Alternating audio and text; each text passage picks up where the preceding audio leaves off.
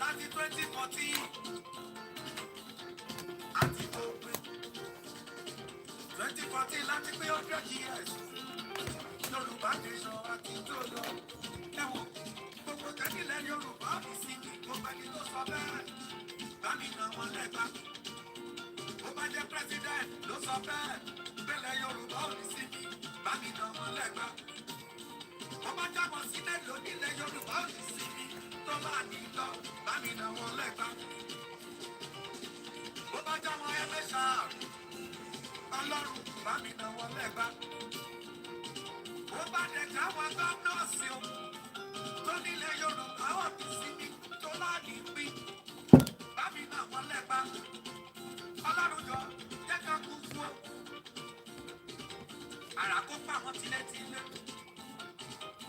Ọlọ́run bá mi ruwọ́ tọmọtọmọ Ọlọ́run jọ ó jáwọ́ councillors ó lè tún jáwọ́ lọ́balọ́ba o tilẹ̀ Yorùbá pátápátá mi ò yájú sọ́ba mi ò ní tẹ̀ mọ́ba àkànṣá gbogbo ẹni tó bá gbàgbọ́dé fún wa. Bàbá bámi ruwọ́ tilẹ̀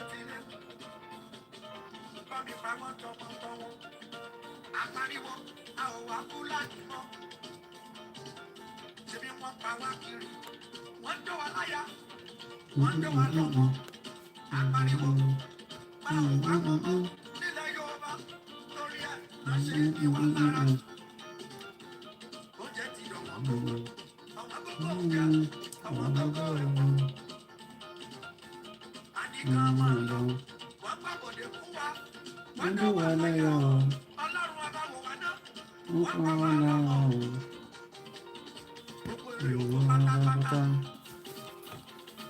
wọ́n ti bá gbogbo ẹ̀jẹ̀ pátápátá adẹ̀ sọ pé a ò wá mọ́mọ́ Alex wá máa lọ bàbá bá mi fọwọ́ lójú gbogbo àwọn tó ní wà lára nílẹ̀ Yorùbá a ní àgbẹ̀ Yorùbá ti tó lọ abẹ́ lórí ilẹ̀ ìrẹ̀lẹ́gbẹ̀rún Odùduwà Republic ṣóun la fẹ́ ọmọ Yorùbá pariwo Odùduwà kí Republic fafẹ́ o Yorùbá pariwo. Sonda Films Records.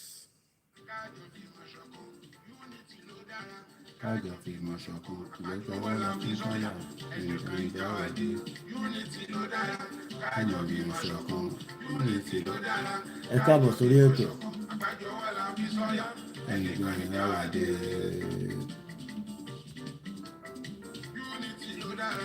Kájọ fi mọ̀ ṣọ̀kan unity ló dára.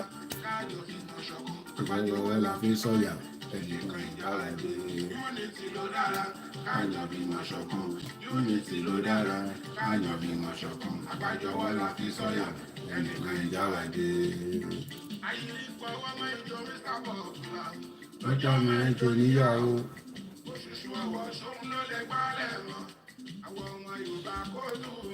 Ó kù díẹ̀ a máa wọnú ètò yẹn lọ nísìn.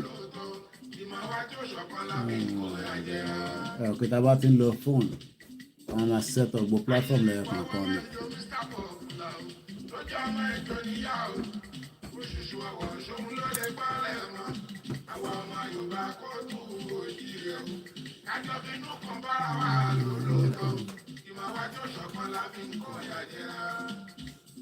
Pẹ̀lẹ́.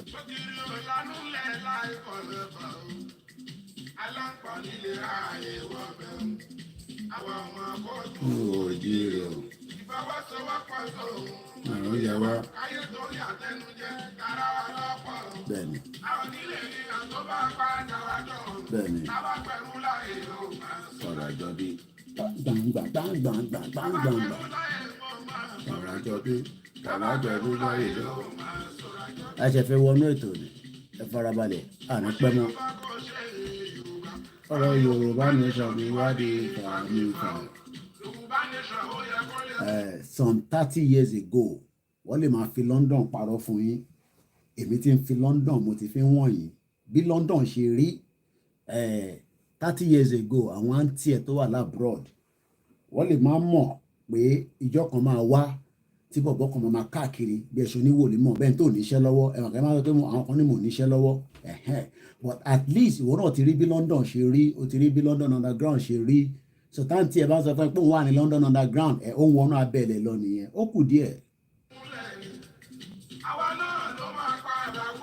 ṣòwárí gbogbo tó ń wò yẹn into possible náà ni o all those things that you are looking at tó ń rí yẹn bó ṣe ń rí London Bridge is falling down falling down falling down London Bridge is falling down my dear lady at least abúlé yín nísìn ní state ẹ wọ́n ti mọ bí London ṣe rí èmi á máa gbé yín lọ sí gbogbo ibi tí àwọn àǹtí ẹ tó fi ń sọ pé ẹ máa lọ sí prayer ẹ kàn máa lọ sí prayer no the time is now or never ṣòwárí ìwọ tó ní hey shut up there come back home let me tell you something tí diaspora bá wá sílé the only thing tá a kọ máa miss náà ni weather and the ambience but we can still live here wọ́n máa disrespect wa wá tutọ́ sí wa lára àgbà bẹ́ẹ̀ bó ṣe wá rí ìwọ tó wà nílé wàá jẹ mo yóò yà.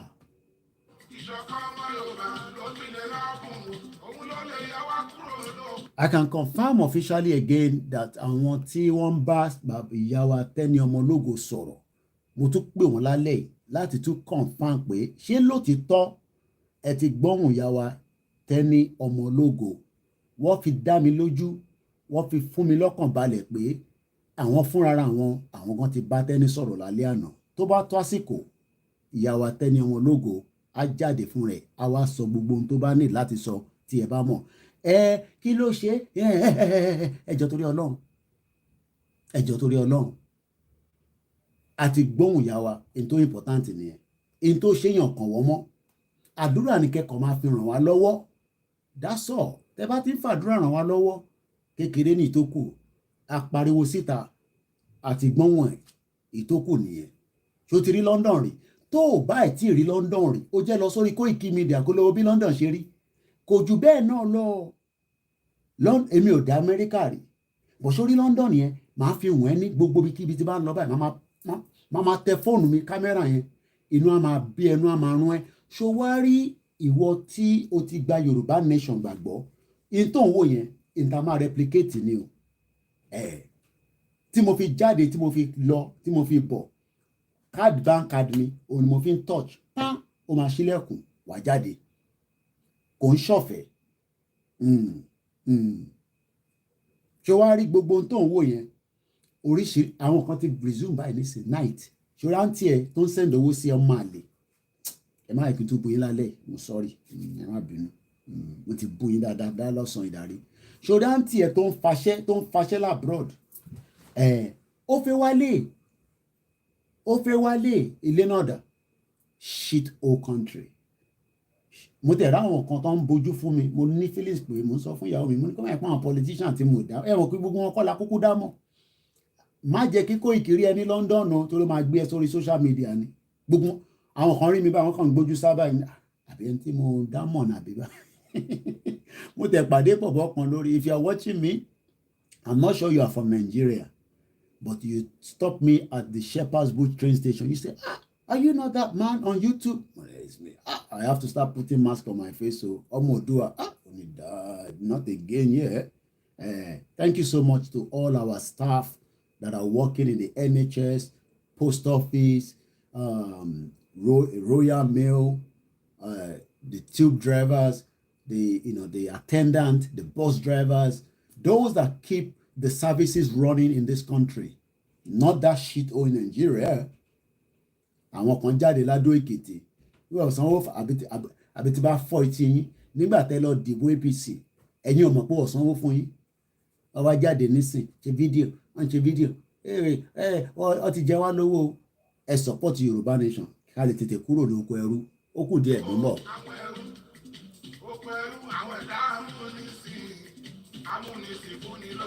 sórí master kò fi jẹ́ kí slave lọ kò yẹ nísìn mọ́ bọ̀ ẹ jẹ́ mú remote mi kò fi máa wúra mi lórí TV mi technology ló débẹ̀ technology ti débẹ̀ ó ti jẹun ọkàn mi ti balẹ̀ ó mú àwa náà pé kẹ́yìn náà jẹun kọ́kàn yín balẹ̀ but Nàìjíríà ò lè jẹ́ kọ́kàn yín balẹ̀ kò tún wá jẹ́ kọ́kàn àwa tá a wà níta kò jẹ́ kọ́kàn wa balẹ̀ àwa ń sáré agbègbè agbàgà ẹlòmíì tí kò jẹ́ kó ní high blood pressure nígbà tó yẹ pé ẹ̀yin tí ẹ̀ ń tẹ̀lé àwọn politician ò lè jẹ gúrújẹrá nígbà tó yẹ pé tó bá ti pè wá láti ilé high blood pressure máa ṣẹlẹ̀ gbogbo àìsàn tó ò jẹ́ kó ṣe àgbàlagbà òun ló ń ṣe wá lọ́wọ́lọ́wọ́ nísìn àwọn bínú fẹ́ connect YouTube mi lórí TV ni technology ló débẹ̀ mò ń bọ̀ lẹ́ẹ̀kan sí i.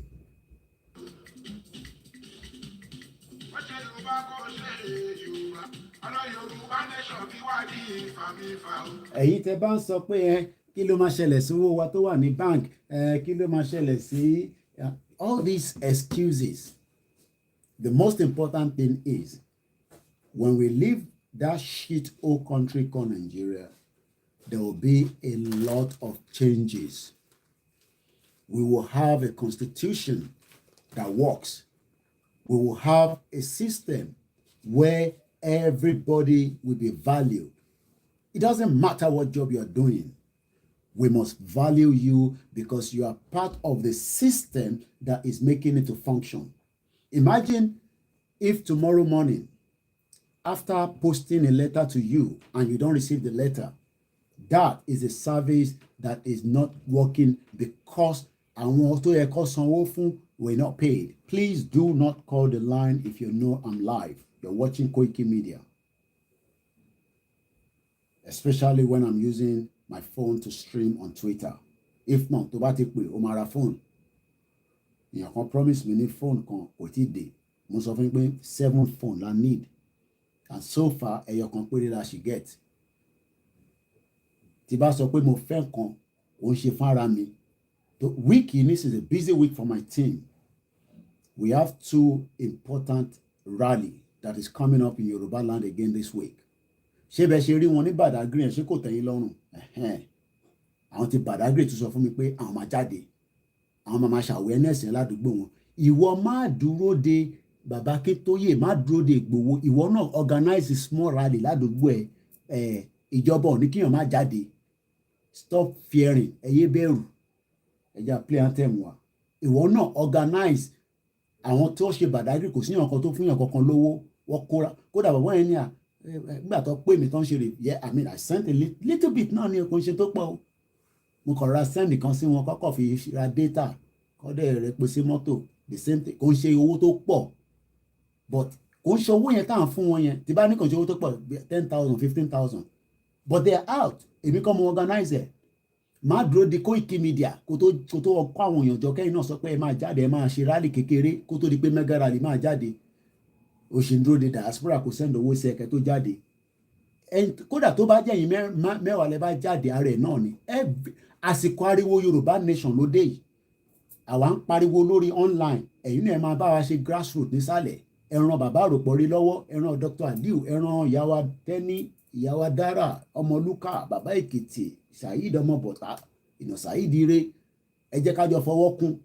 wáyé táwa bá ń pariwo lórí social media ẹ̀yin á máa gbé ìlú lọ bá wọn ní church ní mọ́ṣáláṣí ní market it doesn't matter how small the rally is tẹ́ bá ti pé Koiki Media àwa máa wá bá yín fi sórí afẹ́fẹ́ ní láti charge yín fún yẹn from there people will get to know that you because àwọn kan ní gbọ́n kankan mọ́ ẹni tó bá náà wọ́n gbọ́n kankan ò ní gbọ́n kankan táyé máa fi parẹ́ èèyàn máa nítorí ẹ má bínú ẹja play anthem wa Yorùbá nation confam ó gbọ́dọ̀ dúró àwọ mo ẹjẹ play anthem kí tó wọnú ètò lọ mo pe ọ̀rẹ́ mi èmi máa ń pè ní Oṣòdì Òkè ẹ̀yin máa ń pè ní ṣé Balógun Èkó lẹ máa ń pè I spoke to him just about time mo ni mo pè náà bí an hour ago tí bá pò gbọ́dọ̀ gbé kọ́ọ̀lù mi mo pè lórí fídíò tó ṣe but mo ní go into too much details mo rán lọ́mọ àjọ pààyàn ìwọ bọ̀bọ̀ yìí Oṣòdì Òkè Balógun Èkó lẹ́yìn máa ń pè àbí Oṣòdì Òkè I've known him now more than more than 15 years láti mọra nísìn kátẹ̀ tó sọ pé à ń ṣe Yorùbá ṣé 15 years ìbá ṣe bàbá bẹ̀rẹ̀ ṣe bẹ̀rẹ̀ Yorùbá ni 15 years ni mo ti mọ̀ àṣọ Ọlọ́run sì sọ pé a tún máa pàdé a tún máa ṣe yes Èkó lòun bá jà èmi bá mo pa anyway let's play the anthem before going to the program this evening oríṣiríṣi ẹ̀ mo bá pàdé ní Oxford Circus lẹ́nìí I'm sure ọ̀pọ̀ ọmọ mi ò ní máa tẹ̀lé mi jáde mọ́ next time. If you know the anthem, go along with me.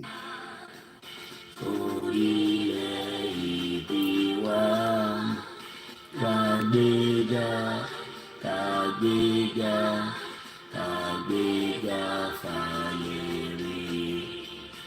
Ìgbàgbọ́ wa ni pé àti bẹ̀rù làbọ̀ mọ́. Ká ṣiṣẹ́, ká ṣiṣẹ́. Àṣìṣe kájọlá ìṣọ̀kan àtòmìnira ìkẹjẹ ká máa lépa tẹ̀síwájú ọ̀pọ̀ ire àtòhun tó dára ọmọ Oòduà dìde bọ́ sí ipò ẹ̀tọ́ rẹ ìwọ ni ìmọ́lẹ̀ ògo adúláwọ̀ ìwọ ni ìmọ́lẹ̀ ògo adúláwọ̀. All right, kí n tó get carried away, let me give the most important update because I'm just laughing today. There's just a lot that has happened today, but we give thanks to Almighty Creator. I'm sure a lot of you sometimes, mo ka comment video tí mo ṣe ìyàwó ẹni ilé tèmi tún lẹ́tìkẹ́ o kódà ìyàwó mi bí mi pé kí ló ṣẹlẹ̀ lẹ́nu náà tí mo kàn ń ṣépè mo ní mo ṣépè àyè mi ò tẹ́ mọ̀ pé mo ṣépè. So first and foremost, bàbá gbàgede bàbá gbàgede ìmọ̀ ọlọ́mọ jẹ́ pààyàn nígbà tí mo bá bàbá yẹn sọ̀rọ̀. I speak to a lot of people, my day is just unbelievable. Mo kí dáadáa bàbá gbàgede ìmọ̀ bàbá dáadáa mo wà lórí train nígbà tí mo pe bàbá gbàgede ìmọ̀ ẹ jẹ́ kọ́kọ́ sọ ti Sister Tenny ọmọ ológo adúpẹ́ fọlọ́run adúpẹ́ fẹ́lẹ́dùmarè àdúrà sáà ní kẹ́ máa fi ràn wá lọ́wọ́. That's all. I spoke to Mr. Peter ló jáde lórí page Sister Tenny because nígbà tí mo tún jáde lọ lọ́sàn-án ìyáwá kan tó ń pè pé ọkùnrin kan ló ń gbé kọ́ọ̀lù phone number Tenny and blah blah blah. I said okay, let me come back home. I deal with a lot of problems throughout my whole day. Mo sọ fún mi pé full time job lèmi ṣe bí ẹrù bàbá gbàgede mà ó lè má ṣe full time bàbá àròpọ̀ rí full time job lèmi fi ń ṣe. And that's why it consume me, ẹ̀rí gbogbo òrùngbọ̀n mi bí ṣe ń fa ló ń jáde ló ń di funfun mo ti darúgbó kalẹ̀ gbàdúpẹ́ fọlọ́run. So mo wá pe Mr. Peter, and Mr. Peter was actually trying to locate me at Central London because he works very close to BBC.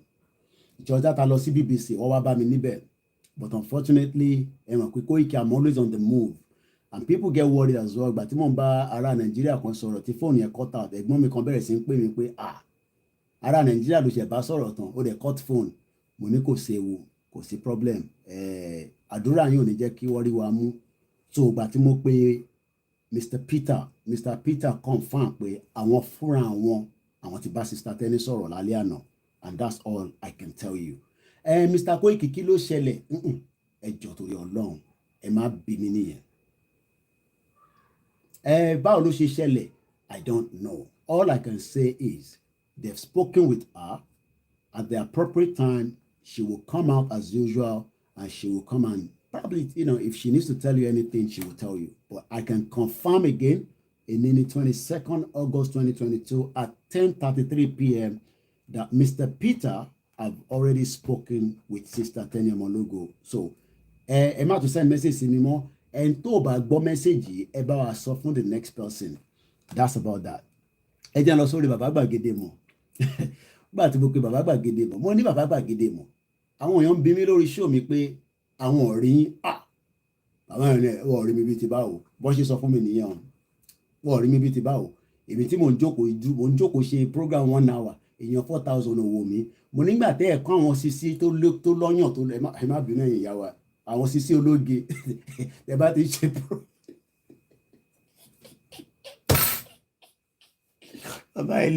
bàbá ilé pààyàn mo nígbà tẹ́ ẹ̀ kọ́ àwọn sisi ológe kẹ́ kọ́ wọn sẹ́gbẹ̀gbẹ̀ yín tẹ́ bá kọ́ àwọn tó lọ́múdà ẹ ṣáà rí pé ní London bí ṣe ń jáde lé ní báyìí mo sọ fún yín pé ojú ẹ lè lọ fọ́ torí àwọn ọmọ kan wà aṣọ tó wọ̀ tó bá careful tó bá lọ wòran jù wọ́n lè tì kabẹ̀ lójú mo ní àwọn ọmọ tó ń jùdí bèbèrè mo ní bàbá gbàgede bí ẹ lẹ́ẹ̀kọ̀ọ̀kan ẹ mọ̀ pé yìí láwọn ọmọ tó pọ̀ nílé lẹ́ẹ̀kọ̀ọ̀kan bí ẹ mọ̀ pé mi ò láwọn ọmọ tèmi lè pè ní sí ìlú ìyàn láti wà ẹ mọ̀ pé lawless country ní Nàìjíríà kó tó di kó máa di law tá a máa ní Yorùbá nation so bí ẹ kẹwàá àwọn ọmọ sisi ológe ọ̀nà àwọn so gbogbo ẹ̀yin tẹ bá ní ẹ̀rí bàbá gbàgede mọ̀ ń ṣe program lójoojúmọ́ wọ́n ní sọ fún pé ojoojúmọ́ làwọn ṣe program ẹ̀yin lẹ̀ lọ wo bàbá gbàgede mọ̀ so bóyá kẹ lọ unplug kẹ plug padà so àbí kẹ download kẹ upload so that kẹ lè máa rí. I didn't know Baba Gbagede Mo has another channel. I thought it was Imo TV. I think he has already updated. I just saw his comment not too long. What did he say? Lórí comment again? We are married. Baba Ile Payan. Baba Gbagede Mo. At least we spoke, for almost 20 minutes. I don't know, Baba Gbagede Mo. Emma sanwó time take gbà lọ́wọ́ mi o, because time take gbà yẹn, time take káwọn ọmọ Yorùbá nation. Kọfí bá mi sọ̀rọ̀. Wọ́n wá rán mi sí yín. Oh my God. Attitude Lale, Baba, you don't pay. I'm going to have to tell him, I have to tell him straight up. But our Laurie program that day, our Laurie live program, by listen, Mani Lati buying sorry later. All right, sir. All right. Amisa, Eshegoni daddy. Eshegoni, sir. All right, Mark Pui Pada. Into soon. All right, sir. Eshegoni, prophet.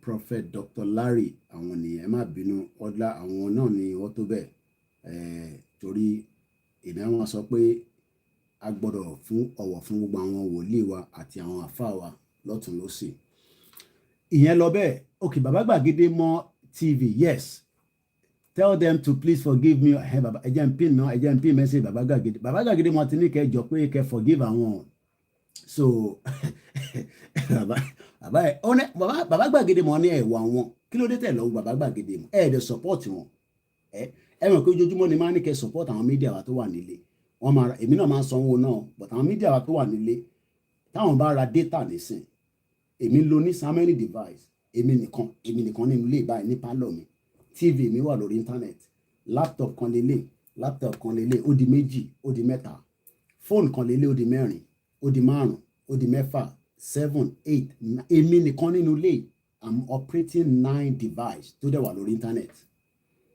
If Baba Gbagede Mo is going to do the same thing, it's going to cost him a lot of money. Wọ́n rán mi ṣe kẹ́ fáwọn olówó ẹ mọ̀ pé mi ni máa ń sọ yẹn ní gbogbo ìgbà. Kò ṣe pé àwa náà tẹ̀ ń fún but n tí mo sọ ni pé ẹni tó wà nílé tó ń ṣe program. Baba Gbagede Mo can do a lot of live streaming and all that, but for every time they go live, it has to be that. But irú èmi nísìn, I can easily, go live continuously. Kódà mo lè tán mo lè sùn sí bíbáyìí kí n máa sùn kí n máa họrun kí n máa bọ̀bọ̀ ìlú wa rẹ̀ báyìí. Ó ṣe lọ sùn sórí bed. Ìyàwó ẹ̀ lé ẹ kúrò lórí bed ni. But people like Baba Gbagede Mo and all the media at home, please let us support them. So orúkọ media wọn is BGI TV. Ẹ jẹ́ kí n lọ bá ń ṣe kẹ́ lè rí dáadáa. Èèyàn mélòó ni kò tí subscribe láti lọ máa wo Baba Gbagede Mo? Èèyàn mélòó? Ẹ má parọ́ bóyá lẹ́ẹ̀kọ̀ọ̀kan analysis wọn mi náà máa ń sọ fún wọn mi ní bàbá ẹ gbọ́dọ̀ máa gbọ́ gbogbo fact kẹ́ tó máa sọ̀rọ̀ máa ń sọ fún wọn bẹ́ẹ̀ lẹ́ẹ̀kọ̀ọ̀kan. Ṣé mò ń bọ̀ náà tí kọ́ lé léyìí Baba Gbagede Mo? Ẹ jẹ́ n padà sórí ẹ bá mi post ẹ̀ again Baba Gbagede Mo. BGI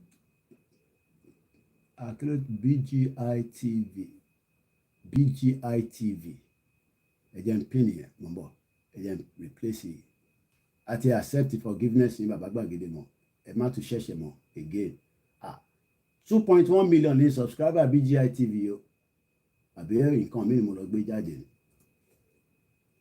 ẹ bá mi sáré send the link yẹn sórí WhatsApp mi kí n lè ṣe fáwọn èèyàn akọ́lé rí because èmi fúnra mi gan rí o BGI then okay space ní TV yẹn okay BGI space because BGI TV tí mo rí yẹn 2 million followers okay bàbá gbàgede mọ̀ TV so ẹ̀yin tẹ́ ẹ̀ tí subscribe ẹ lọ subscribe pẹ̀lú bàbá gbàgede mọ̀ and yes ìyá the kódà wọ́n sì ṣe program kan ní ìṣẹ̀lẹ̀ ńlá rè o wọ́n sì ṣe program kan ní 1 hour ago wọ́n dẹ̀ sọ̀rọ̀ lórí ìyàwó tẹ́ni náà ní 6 hours ago okay that was after because bí ṣe ń pè wọ́n lọ́nà àwọn parí program yẹn so the latest update like I said is Sister Tenny I've been spoken with and that's all I can tell you.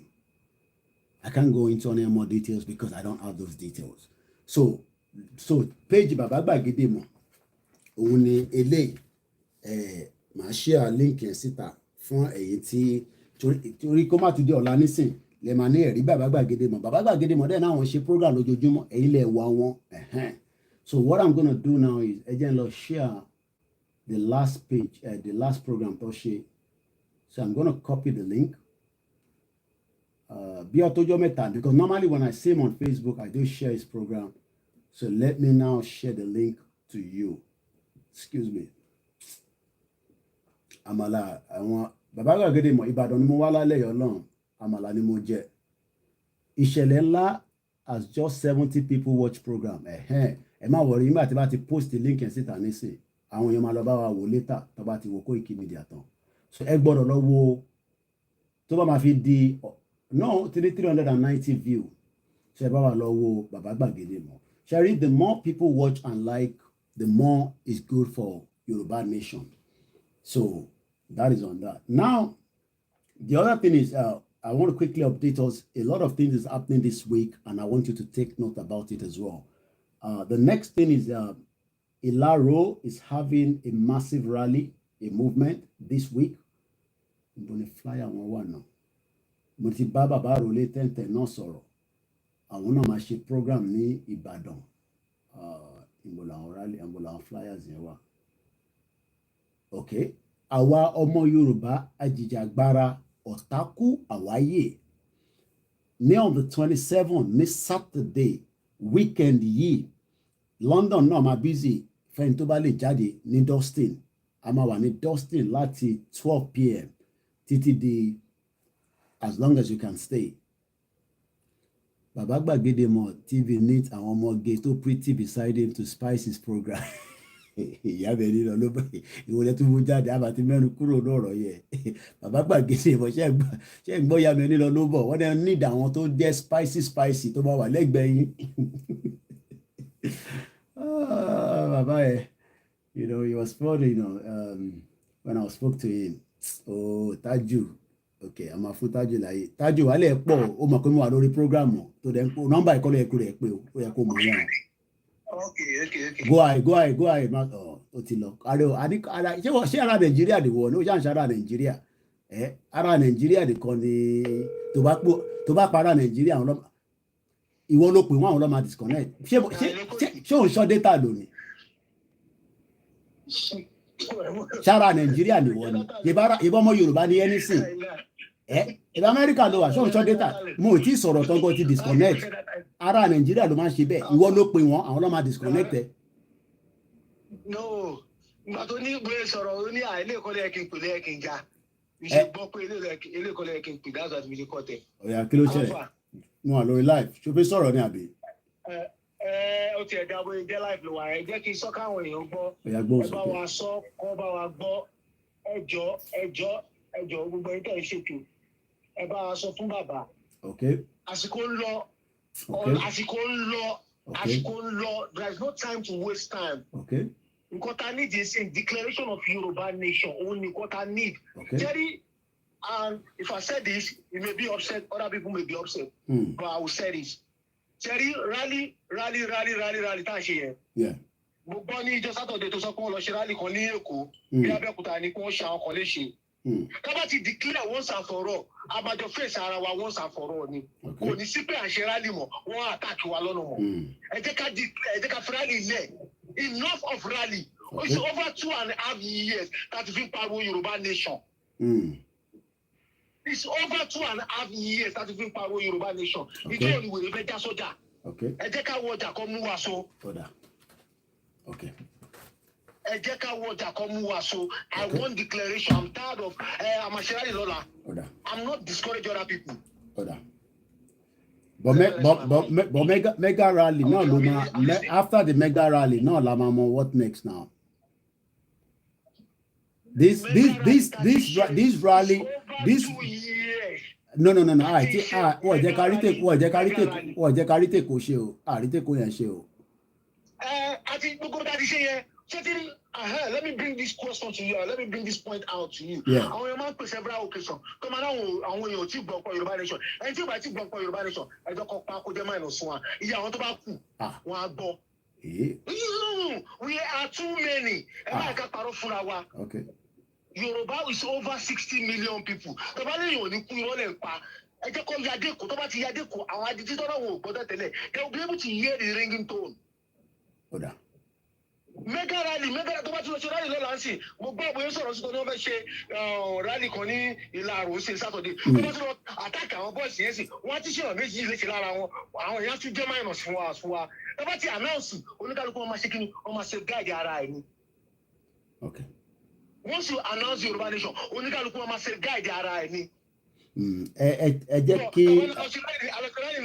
ní wíìkì yìí sìn tó bá ti ṣèyàn mẹ́fà léṣe àtúmọ̀ ara àwọn mẹ́fà yẹn minus la jẹ́ ìgbà tó bá náà mẹ́sẹ̀ máa rally yìí sí tó bá náà fẹ́ ṣe àwọn fẹ́ decide sí gbogbo àfẹ́ announce Yorùbá nation sí àwọn mẹ́wàá wà lórí sick bed èèyàn mẹ́jọ wà lórí sick bed ìgbà tó bá ti announce once and for all oníkàlùkù ti gbọ́ oníkàlùkù máa ṣe guide ara ẹ̀ enough is enough.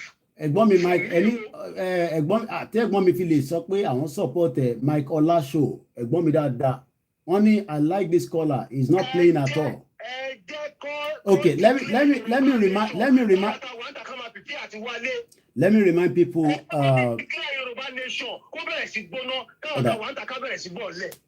jẹ́ kí n remind.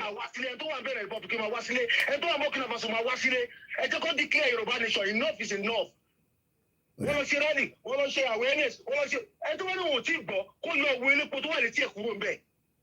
Ó kù díẹ̀ ni ẹ jẹ́ ká túbọ̀ fún wọn ní the last lap láti fi ẹ lè má mọ kí èèyàn kan máa ti pè ó a máa ṣí ojú òpó kò ní pẹ́ but nọ́mbà tẹ máa pè sí ó ti yé yín ẹ má jẹ́ kí nọ́mbà tí máa sọ pé ẹ pè sí nọ́mbà kan ẹ má kí yẹn fi dẹ́rù bà yín nọ́mbà tí bọ̀bọ̀ ìpè sí old number mi náà ni gbogbo yín náà lẹ́ni bó mo kàn fẹ́ kẹ́ máa pè sórí yẹn fún call lórí live show ìyẹn la ṣe máa ń sọ pé studio line so a máa ṣe studio line yẹn on charge ẹ jẹ́ kó túbọ̀ charge títí di 11 o'clock ẹ jẹ́ rán yín létí bọ̀bọ̀ tó sọ̀rọ̀ yìí ẹ lọ́ máa fọwọ́ sórí òmìnira this last caller tẹ bá rántí nígbà tó ṣe UN kìíní ní last year tí ó tẹ̀lé àwọn diplomat tó ń pariwo mọ́ wọn kò ń ṣe Evangelist Jídé Ègé o there was another guy that had a dreadlock bọ̀bọ̀ tó pè mí sí nìyẹn mo kí gbogbo àwọn back end team wa as they worked and they are not yet work mo sọ fún wọn pé ẹ máa sleeves yín báyìí gbogbo wa àtẹ̀yìn àtàwa things will become heat up before the end of the year and we must be prepared. Àwọn eléyìí ẹni tó pè yẹn pé àwọn èèyàn fowó kódà tí bá ní kó tó lọ fowó sí orí òmìnira báyìí á dẹ̀ send the receipt mi pò ń fowó sí ẹ forget it àwọn eléyìí fowó sówó òmìnira àwọn eléyìí wọ́n ṣeré àbọ̀ tó pè yóò ṣeré o. But before we go into the program we'll still announce some of the things that we should expect this week. This week is another busy week for the Yoruba people across the globe, depending on the one that we know. There will be a rally. Mo ń kọ́kọ́ ka tàwọn ti Ọ̀tákù Àwáyé. Mo fẹ́ lọ ṣe got so much on my laptop. Laptop yìí mo sọ fún mi I need another laptop. Ó ń ṣiṣẹ́ bí wáyà ni. Àwọn ọmọ Yorùbá ajìjàǹgbara Ọ̀tákù Àwáyé we'll be having a peaceful rally on Saturday, 27th of August 2022 at 10 a.m. If you need any support to give them, donating or whatever, you can contact directly without me at Role 1010. And when no one in South Africa, he knows and is in charge of that. I've spoken with him tonight, or you can contact me and we can mobilize in Yellow Bed. I want to hospital before I talk about the next thing. I spoke to Iron Lady in the morning. Wọ́n máa lọ ṣe scan fáwọn méjèèjì yẹn. Ẹ̀yin tẹ́ fi nǹkan ránṣẹ́ àti send. And I think we will probably have to wait because I've been out all day. I'm going to first thing tomorrow morning, I'm going to speak to Iron Lady to find out what is the outcome of the scan. Bí àǹtà send sí wọn tó bá ní tó kọjá ká mọ̀, and then we will take it up from there. A dúpẹ́ lọ́wọ́ àwọn tí wọ́n tọ́jú wọn náà as we speak. Like I said, even if we're going to have a mega rally, we should prepare for medical assistance. Ẹlòmíì lè máa lọ kókó ṣubú, anything can happen. So all that is what we should all be thinking of, because when we say mega rally, I don't think some of you understand what it means. We need to prepare for a lot of things. There must be, people that are nurses, that are doctors, that will go with, not because of anything, because it's a large crowd. And at some point, we might need them, there somebody get exhausted and all that, and they just need a kind of support. So my expectation, as we are preparing for this mega rally, even though people say they should go and declare, no, I say we should just finish up, the remaining bit of what we are doing. And then at a point, I expect that we should declare a Yoruba nation before the end of 2022. It doesn't matter. Modiso, everyone here to ba fe sokale, koda, ko ba fe sokale, lale ko tete sokale. That is my own expectation. We should declare Yoruba nation. It will help the movement. It will help shut down Nigeria, at least while, even if it's going to come back to, kí ló ń ṣẹlẹ̀ níbẹ̀ yẹn, ó ti yé nǹkan tí mo mean. Because if they declare Yoruba nation, automatically those of us outside the country will start creating what we call, engagement with the country that we are living, because we are going to tell them that we are, and people are just, hello. Hello, our Laurie program. Number one more yeah, I understand, but I think then you have actually called the wrong number, which is not the the studio line, because number phone by phone. Oh yeah, both okay.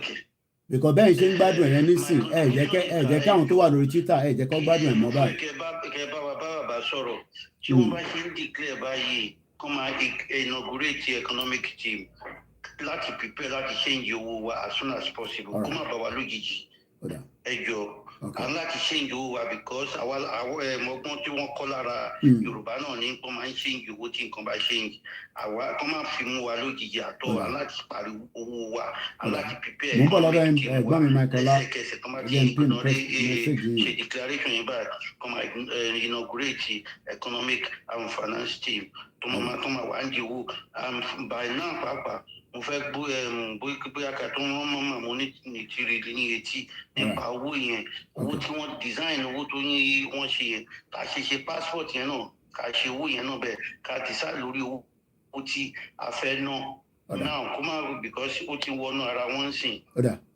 I'm going to let you go because I want to on Twitter or more because it's a blocky that particular line. Eshegon, thank you so much. Please, nobody should call again. If you call, I'm not going to take the call. We are live using this mobile phone, which is the one that a lot of you are calling. I can monitor my message because this phone is linked to my laptop on WhatsApp, which I'm sure a lot of you know what that means. Please do not call, because about to call, you have actually stopped the live transmission. And it's unfair for those that are watching us on Twitter, where I have to keep cutting them off and bringing them back in. It's totally unfair. I'm sure you know that. So the number that people going say, I think it can be mo ṣe charge them low one in the nígbà tí mo dé sí Nigeria tó yẹ pé next door neighbor mi ló ń bá mi charge. Somebody was asking about the flag and the outfit here. Don't worry about it. our blue, white, blue is what people are saying they love. Even if we have to change this later, there will be room for that. The first and foremost is how do we live Nigeria? Message Mike Ola. People are ready, my brother. They are not playing anymore. One dead too many. We just need to know who is who. Then communication will flow freely in between. I believe that we should declare, and there's no doubt in my mind, whether some people are ready or not. Even whether Babakito is fully ready or not, let him declare and let things find itself, it is not going to be perfect. But before we go into that, let me go back to intan sọ̀rọ̀ lé lórí mo fi tọ̀wọ̀tọ̀wọ̀ ni mo fi kí gbogbo ẹ̀yin tí ẹ ti darapọ̀ mọ́ wa. Again, Saturday, we expect those of you that are available to join them at 10 o'clock in Ibadan. Then also, the same Saturday, they're also having a special movement in Ilaro from 9 o'clock. If you want to be part of that, you want to support them, about 10,000, about 20,000. If you come in Tebanche, you can do it directly, or if you tell us, we will definitely get it to them. There's no doubt about that. The flyer is with me here. I will continue to push the flyer out. 080 25 86 0244. Number telepe for more information. I repeat the number again. Number meta low and be 080 25 86 0244 or 0810 9044 or 0814 8100 The flyer will be out again. Then in London, in London, I know there's also a bank holiday next week, Nottingham Carnival. I don't have so much information but the last time I spoke to like I said, I've not spoken to him. I've been busy myself, but the plan was we should go to Nottingham Carnival. But I said, yes, we can go, but we got to meet at Shepherd's Bush. I try to pay Mr. Gbedulola to see what the situation is before I can report that back. Because Tabani, Amonika is very close to the station there, and I said, well, it could be too tight. Nottingham Carnival is a lot of people. And if our people are coming and we cannot all meet together, it doesn't worth it anymore. But before Nottingham Carnival, there's another event that is holding in London that we are privileged to be going. If you are going to be available, Ilana UK are also part of those that are organizing that. I will be there myself. And okay, you are probably coming in late, and the reason why I'm going to repeat it is because you are coming in late into the broadcast. At the Soro Sister Tenny already. I will repeat it one more time, but if somebody is coming in and they ask a question, Laurie thread, is it possible you just say, Koikiti Soteleri? Sister Tenny has been spoken to up to last night by Mr. Peter. That's all I can tell you, nothing more than that. Now, the event that is happening in London is coming up between the 28th. It's called Niger Hackney. It's organized, but we have been allowed to participate as Yoruba people. You can come with your Yoruba outfit, or you can come with your Yoruba Nation outfit. So that means Elewo Asho Yoruba yin. So ele tí mo fẹ́ sọ yìí, ìlú London ló ti máa ṣẹlẹ̀ ní weekend tá fẹ́ mú yìí, fẹ́ni tó bá lè make it.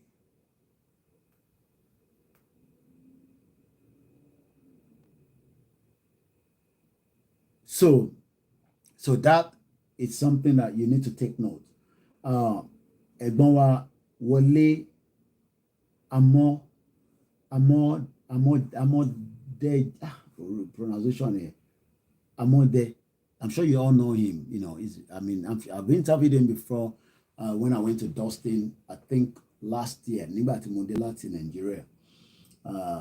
So it's all happening. The reason why we thought we should be there is also to use that as an opportunity to engage and also project the Yoruba nation. In as much as, the event is kind of, an open event.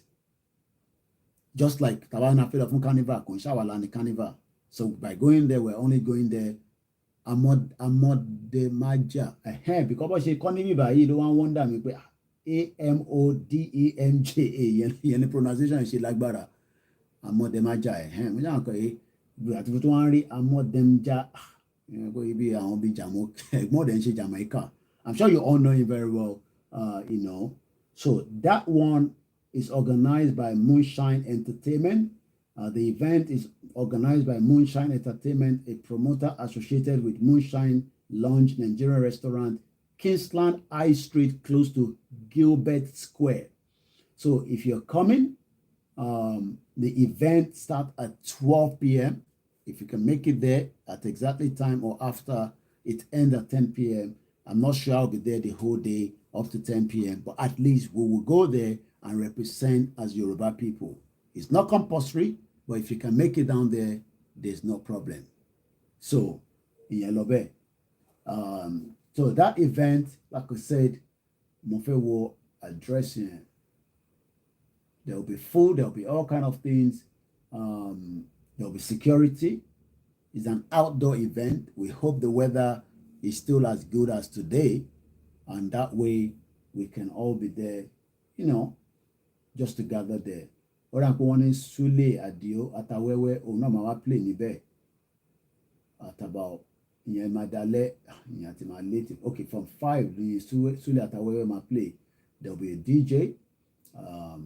The bar closes at 9:30 and the event will end. And then we're going to UK.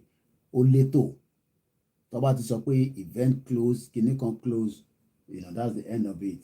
So that is on that. That is happening on the 28th of August, 2022. What is the status of the Yoruba nation? We are just shouting and wasting our time. You are the one wasting your time, and you are the one shouting. Shout. I'm talking to you. Yes, whoever you are, Mr. Adeyemi. What is the status? We are just shouting and wasting our time. Shout and the waste time around. Waste time around. So because if you don't have any comment to put out, you might as well just become a silent listener. How can you come and say you were just shouting and we're wasting time? We're shouting and wasting our shouting. So many damage will have been done in Nigeria if not for all our media. Only if you know what this evil government is planning for you. So by coming here and say we're shouting is not a very good word to use.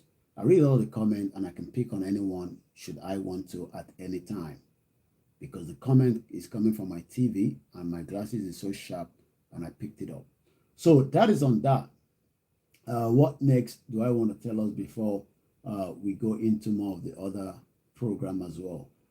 I think that's about it.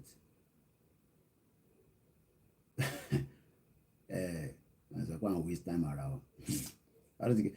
Àwọn tó tẹ̀ náà ti ń sọ̀rọ̀ gan fún 35 years. Àwa tí a gbìjẹ́ media la jẹ́ kó tún shoot out. Ọ̀tọ̀ ni kí wọ́n sọ̀rọ̀ fún 35 years. Ọ̀tọ̀ ni kó má gbọ́. And that's why we're working around the clock. And new people every day.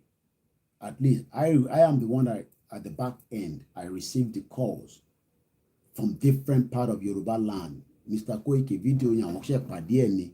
Àdúpẹ́ lọ́wọ́ yín ẹ ṣé gan ni. Things tẹ́ rírí tẹ́lẹ̀ ní. Okay, Sule Atawewe ẹ̀yàn MC. Well, it doesn't matter because the most important thing is we are only going there to showcase who we are. What we are doing, let me say this. It doesn't matter. One thing we have to understand, as much as some of us have believed and agreed that we are going as Yoruba people, the other Yorubas that say they are not going, you cannot chase them away when even you have a Yoruba nation. I hope I'm making sense. Àwọn tó bá wá ṣe Yoruba nation nísìn, right? Tọ́dẹ̀ jọmọ Yoruba, kí lẹ máa ṣe fún wọn? Ṣé máa lé wọn kúrò lórí ilẹ̀ ni? We're not going to do that. We're not going to do that. That's why we are just telling them that, I met a guy. I don't know whether we're not a guy, a friend, because if I use the word a guy, it looks like Ntimo Mori, a close friend. ṣé bump lọ máa ń pè àbí òyìnbó bump lọ ibi táwa ti dúró dúró de boss òun kàn ń bọ̀ ní wọ́n ní chairman he works with BBC. It was on the phone. I was on the phone. Rankin mom sí ń pè mí. Èmi disconnect. Mo ní èmi ti ń lọ, but he wanted to talk to me. Oníṣẹ́ street landlord, and we work together. Emma Kimandaruko, the late Ọ̀túnba Dàpọ̀ Williams, is one of the brother, like a family friend. And we talk about Ọ̀túnba Dàpọ̀ Williams, Kọ́lọ́mbàmí, Fọ̀rúnkẹ́. And we talk about a lot of things that some of it I might not tell you right here. But one thing I want to say is, as much as our views pé àwa kan ti determine pé Yorùbá nation là ń lọ, ẹ má rò pé àwọn tó accept tá a bá declare Yorùbá nation ṣe máa lé àwọn ọmọ Yorùbá kúrò nínú ilẹ̀ ni àbẹ máa bá wọn jà, that was the expectation. People thought bí a máa gbébọn a máa lọ pa àwọn èèyàn wa ní Èkìtì àtọ̀ṣun pé torí wọ́n fi lọ dìbò. That would be so stupid to do. We want a country does not mean we will hate those that do not agree with us. Well, I mean, he works as one of their staff there, I'm not too sure. He watched me a lot. There were things that he said that, is personal between ourselves that I'm not going to say. But I could get his view. But at the end of the day, so even if, okay, I've got Yoruba nation, listen. Are we going to chase those that are not Yoruba out of Yoruba land? We are not going to do that. But we just have to continue to educate them and give them all the reason in this world. And tọ̀dọ̀ tiwa override tiwọn because Yoruba kingdom timbe mo. I didn't finish watching the program, but I was watching a bit of it. Omoba àwọn citizen AY interview Comrade Victor Taiwo. But I was so busy. In between that, there was a lot of things, and I was eating, and all that. But I didn't finish watching it. But there were some few things. Can totally understand, what I was said in there in details. When I came Shiru Mustafa Nibe, and I'm sure some of you watched it. So let us understand that fact now, because if I understand that fact, Yoruba nation, issue I'm not talking about quote and unquote àwọn olórí burúkú le politician.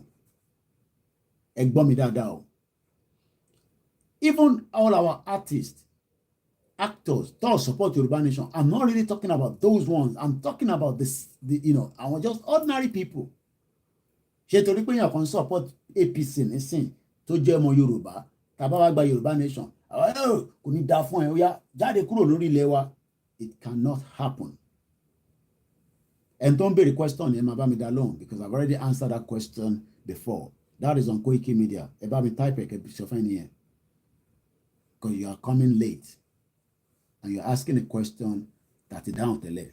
I'm not going to answer that. So let us start. There will be what they called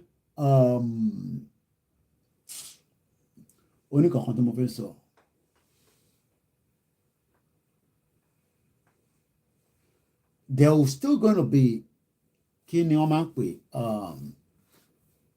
tí a máa padà tújọ jókòó àwọn kankan wà tá a máa peace kíní kan olóyìnbó kan tó máa ń pè man tó kú ní South Africa did something similar like that during the time of after all the wahala in South Africa. Ẹran mi létẹ̀ yẹn wa wọ́n ti ní kí n máa gbójú bẹ́ẹ̀ yẹn ẹ má bínú. I'm sure kí ló máa ń pè man tó kú yẹn man bàbá tó kú yẹn to reconciliation kò ní bàjẹ́ fún ẹ odò àti dé. There will still be a lot of that. So ẹ má fi pé torí pé bá ṣe ń lọ nísìn tá à ń react nísìn movement ló ń lọ lọ́wọ́ nísìn ẹni tá a bá kọlù ni ìyẹn mo ti sọ pé nígbà tí mo pe Òṣòdì Òkè lèmi máa ń pè Balógun Èkó lẹ́yìn máa ń pè fídíò tó ṣe tẹ bá lọ gbọ́ fídíò yẹn ọ̀rọ̀ kàbìtì tó sọ sáwọn àwọn bàbá fẹ́ni There are things that we said, that I'm not going to tell you yet. Ìyàwó mi ló ń gbọ́ broadcast yẹn. Òun wá ń bi mí pé ṣé mo ti rí fídíò tó rẹ̀ mi ṣe. Mo ló ti send ẹ̀ sí mi, mo ní but èmi busy. Peace confab. Yeah, we can also call it peace confab or reconciliation. Peace and reconciliation. We have a lot of that. Because we don't want to be hostile within the Yoruba people among ourselves. So àwọn kankan wà bá ṣe ń lọ nísìn tó bá yá a máa láti tempo down a little bit. Kò mí pé a máa wà stupid. Kò mí pé a máa wà dumb. A máa fojú fi kódà báwọn bàbá kí tó ìgan bá fẹ́ lọ sign anything báyìí a gbọ́dọ̀ ní kó gbé live video ká máa wo tán sign because ayé lọ máa sign àmọ́ tẹ́ ń sign yẹn a lè ṣe mistake yẹn o. Kò sí irú àwọn Ọbásanjọ́ ní sàwọn yẹn ti talẹ̀ oríṣiríṣi dànù. Wọ́n ti ta oríṣiríṣi asset ilẹ̀ Yorùbá dànù. And I'm not joking. You think I'm joking? Go and find out. Obasanjo have sold so many of our assets. Ẹni kò ìkìlọ̀ sọ bẹ́ẹ̀.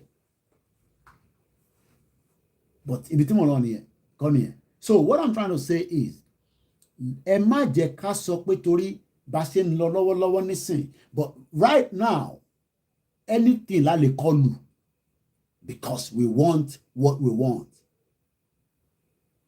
Ẹ rí pé bàbá tí ó pàdé mi l'Oxford Circus yẹn, wọ́n ló dà pé mo ti tempo a little bit down. Mo ní yes, because kò ń ṣe àwọn ọmọ Yorùbá là ń bájà. Ìdí tá ṣe ń kọlu àwọn politicians wa is because wọ́n ò gbọ́ràn. Àwọn Yorùbá ló máa ń sọ yẹn, wọ́n ò gbọ́ràn. Because tó bá jẹ́ àwọn Yorùbá politician wa ń gbọ́ràn ni gbogbo nǹkan tá à ń fà yìí kò ní tó báyìí. Tó bá jẹ́ àwọn ọba Ọládé ń gbọ́ràn gbogbo tá à ń fà yìí kò ní tó báyìí. Bọ̀wọ̀ gbọ́ràn, so a gbọ́dọ̀ kọlura wa. Bọ̀ kò wá ń ṣe ká kọlura wa débi pé àwọn bàbá mi kan, bàbá wa ní Olúwa kan bá mi sọ̀rọ̀ lálẹ́ yìí. Wọ́n ní àwọn tọ́gì àwọn politician, mo ní àwọn onítọ́gì politician. Bí tọ́gì politician bá pa wá máa pa wọ́n, gbogbo ẹni mo fi sọ bẹ́ẹ̀. Tí tọ́gì politician bá yìnbọn pa wá, àwọn náà máa yìnbọn pa wọ́n, gbogbo ẹni mo fi sọ lórí live show. Tó bá yìnbọn pa ọmọ Yorùbá, a máa yìnbọn pa wọ́n náà. Because ọmọ àlè ni wọ́n tó fi fífi yìnbọn pa ọmọ Yorùbá. Ẹ sọ fún àwọn tọ́gà àwọn politicians yẹn kọ́ máa make any attempt because àwọn ò ní ṣe ibi sí wọn. But tó bá lọ ṣe ibi sí gbogbo ọmọ Yorùbá nígbà tá a bá lọ jáde fún rally rẹ́rẹ́ máa rẹ́ live show ni mò ń sọ̀rọ̀ ẹ kọ́ tibẹ̀ rẹ́rẹ́ máa rẹ́ ẹ sọ fún wọn. Mo mọ̀ pé MC Olúọmọ wà ní France lọ́wọ́lọ́wọ́ bá ṣe ń sọ̀rọ̀ báyìí. Ẹ sọ fún wọn. A ní any reason láti bọ́ ọmọ Yorùbá jà. No, ìyẹn mo ṣe sọ pé a sì máa ní peace and confab àbí gbogbo òyìnbó tẹ bá fi pè. But àkọ́kọ́ gbọ́dọ̀ gba Yorùbá nation náà ká tó máa sọ yẹn. Bọ́ pé ọmọ politician kan tó gbébọn fún, ó wá gbébọn jáde, ó wá yìnbọn. Téèyàn bá dákẹ́, kódà ẹni tó pààyàn yẹn tó bá sá lọ́gán sef a máa lé mú. So ẹ sọ fún wọn, àbá ẹ̀yin tí wọ́n kò bọ́n fún gbogbo yín láti gbọ́, ìbọn wà lọ́wọ́ yín, wọ́n ti kó fún yín.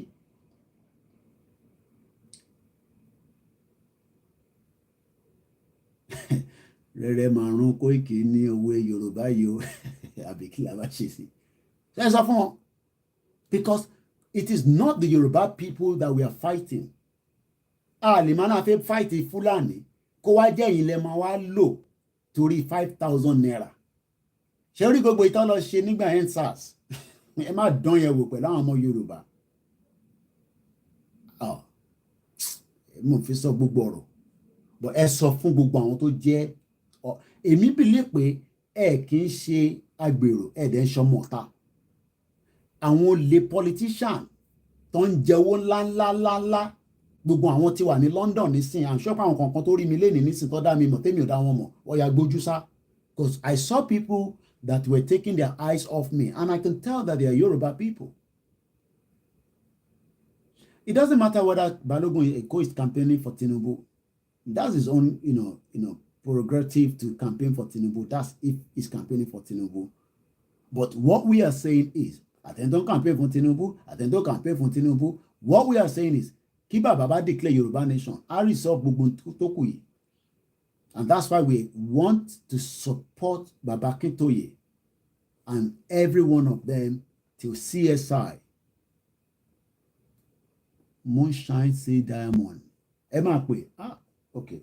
Ẹ fún mi ní another 5 minutes and then we start taking the calls. But you only call the studio line. Do not call any other line. Excuse me.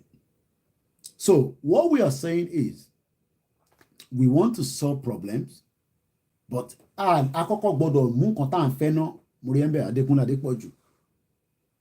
Àkọ́kọ́ gbọ́dọ̀ gba Yorùbá nation. Kò bá declare ṣe a lè secure gbogbo border ṣe rí gbogbo yẹn àwa wí nìyẹn. Shall I need the right policy in place? Don't expect everything to come in place automatically. But tá bá lọ delay ń fa problem. Delay ó ń fa yẹn kan ní do not disturb. Okay, kí n fi do not disturb sí. Okay, mo ń bọ̀. Tí bá tún lọ nísìnyí, Twitter yẹn máa tún lọ ní. Ṣé mo lè ṣe while I'm live? Ẹ jẹ́ ká ṣe máa, àwọn èèyàn ní pé, àwọn èèyàn mi dáadáa ò ní pé wọ́n ti gbọ́ mi. Muriembe Ìbùkún. Bọ̀bọ́ Ìbùkún Ògúnfẹ̀yìntì yẹn has actually sent me his resume. CV ló ń pè bẹ́ẹ̀. He has some kódà ó ń bá British government fa wàhálà kan because ó ní tí wọ́n bá jẹ́ pé èèyàn ló ní kinní kan kí ló máa ń pè é rán mi létí when you own something kí ló máa ń pè lóyìnbó tó bá pè wọ́n ló ní bí a product òyìnbó ló máa ń pè náà. There are some things that is really fighting the British government fáwọn kankan tó ṣe tí wọ́n wá lo kọ́ni tó fi gbà lọ́wọ́ ẹ̀. It's not even copyright. Ó tún lóyìnbó kan tó máa ń lò kò ń ṣe copyright nìkan ó láwọn òyìnbó kan gẹ̀mgẹ̀m ẹ̀rọ káwọn èyí tẹ́ gbọ́n òyìnbó bí wọlé ṣe patent wá ṣeré patent. I'm talking about there's a guy on YouTube called Ibukun. He sends me a lot of documents on by British government. And we have a lot of people like that. And there's a lot that when Yoruba nation is declared, look, forget about pé Koiki tó bá wá declare Yoruba nation nísìn kí ló máa ṣẹlẹ̀ airport. A ní kankan ní function for now. But the most important thing is we should prepare and continue the mobilization, continue the campaign, the acclamation, and continue to give all the reasons why ilẹ̀ Yorùbá gbọ́dọ̀ dúró. Tó o bá rí London rí lọ sórí Koiki Media lọ wá rí London nísìn kò gbọ́dọ̀ jẹ́ lójúmọ́. Ọlọ́run máa jẹ́ kí èmi náà débẹ̀. Èmi náà ń gbàdúrà kọ́ Ọlọ́run jọ débẹ̀. But tó bá dé bíbáyìí ó lè lo 20 years kó má gbàwé ìlú yìí. Kò ń ṣépè. Kò ń ṣépè. Bóun ẹ̀ kò fẹ́ òyìnbó tó ní British passport. Ó ní fún ẹ.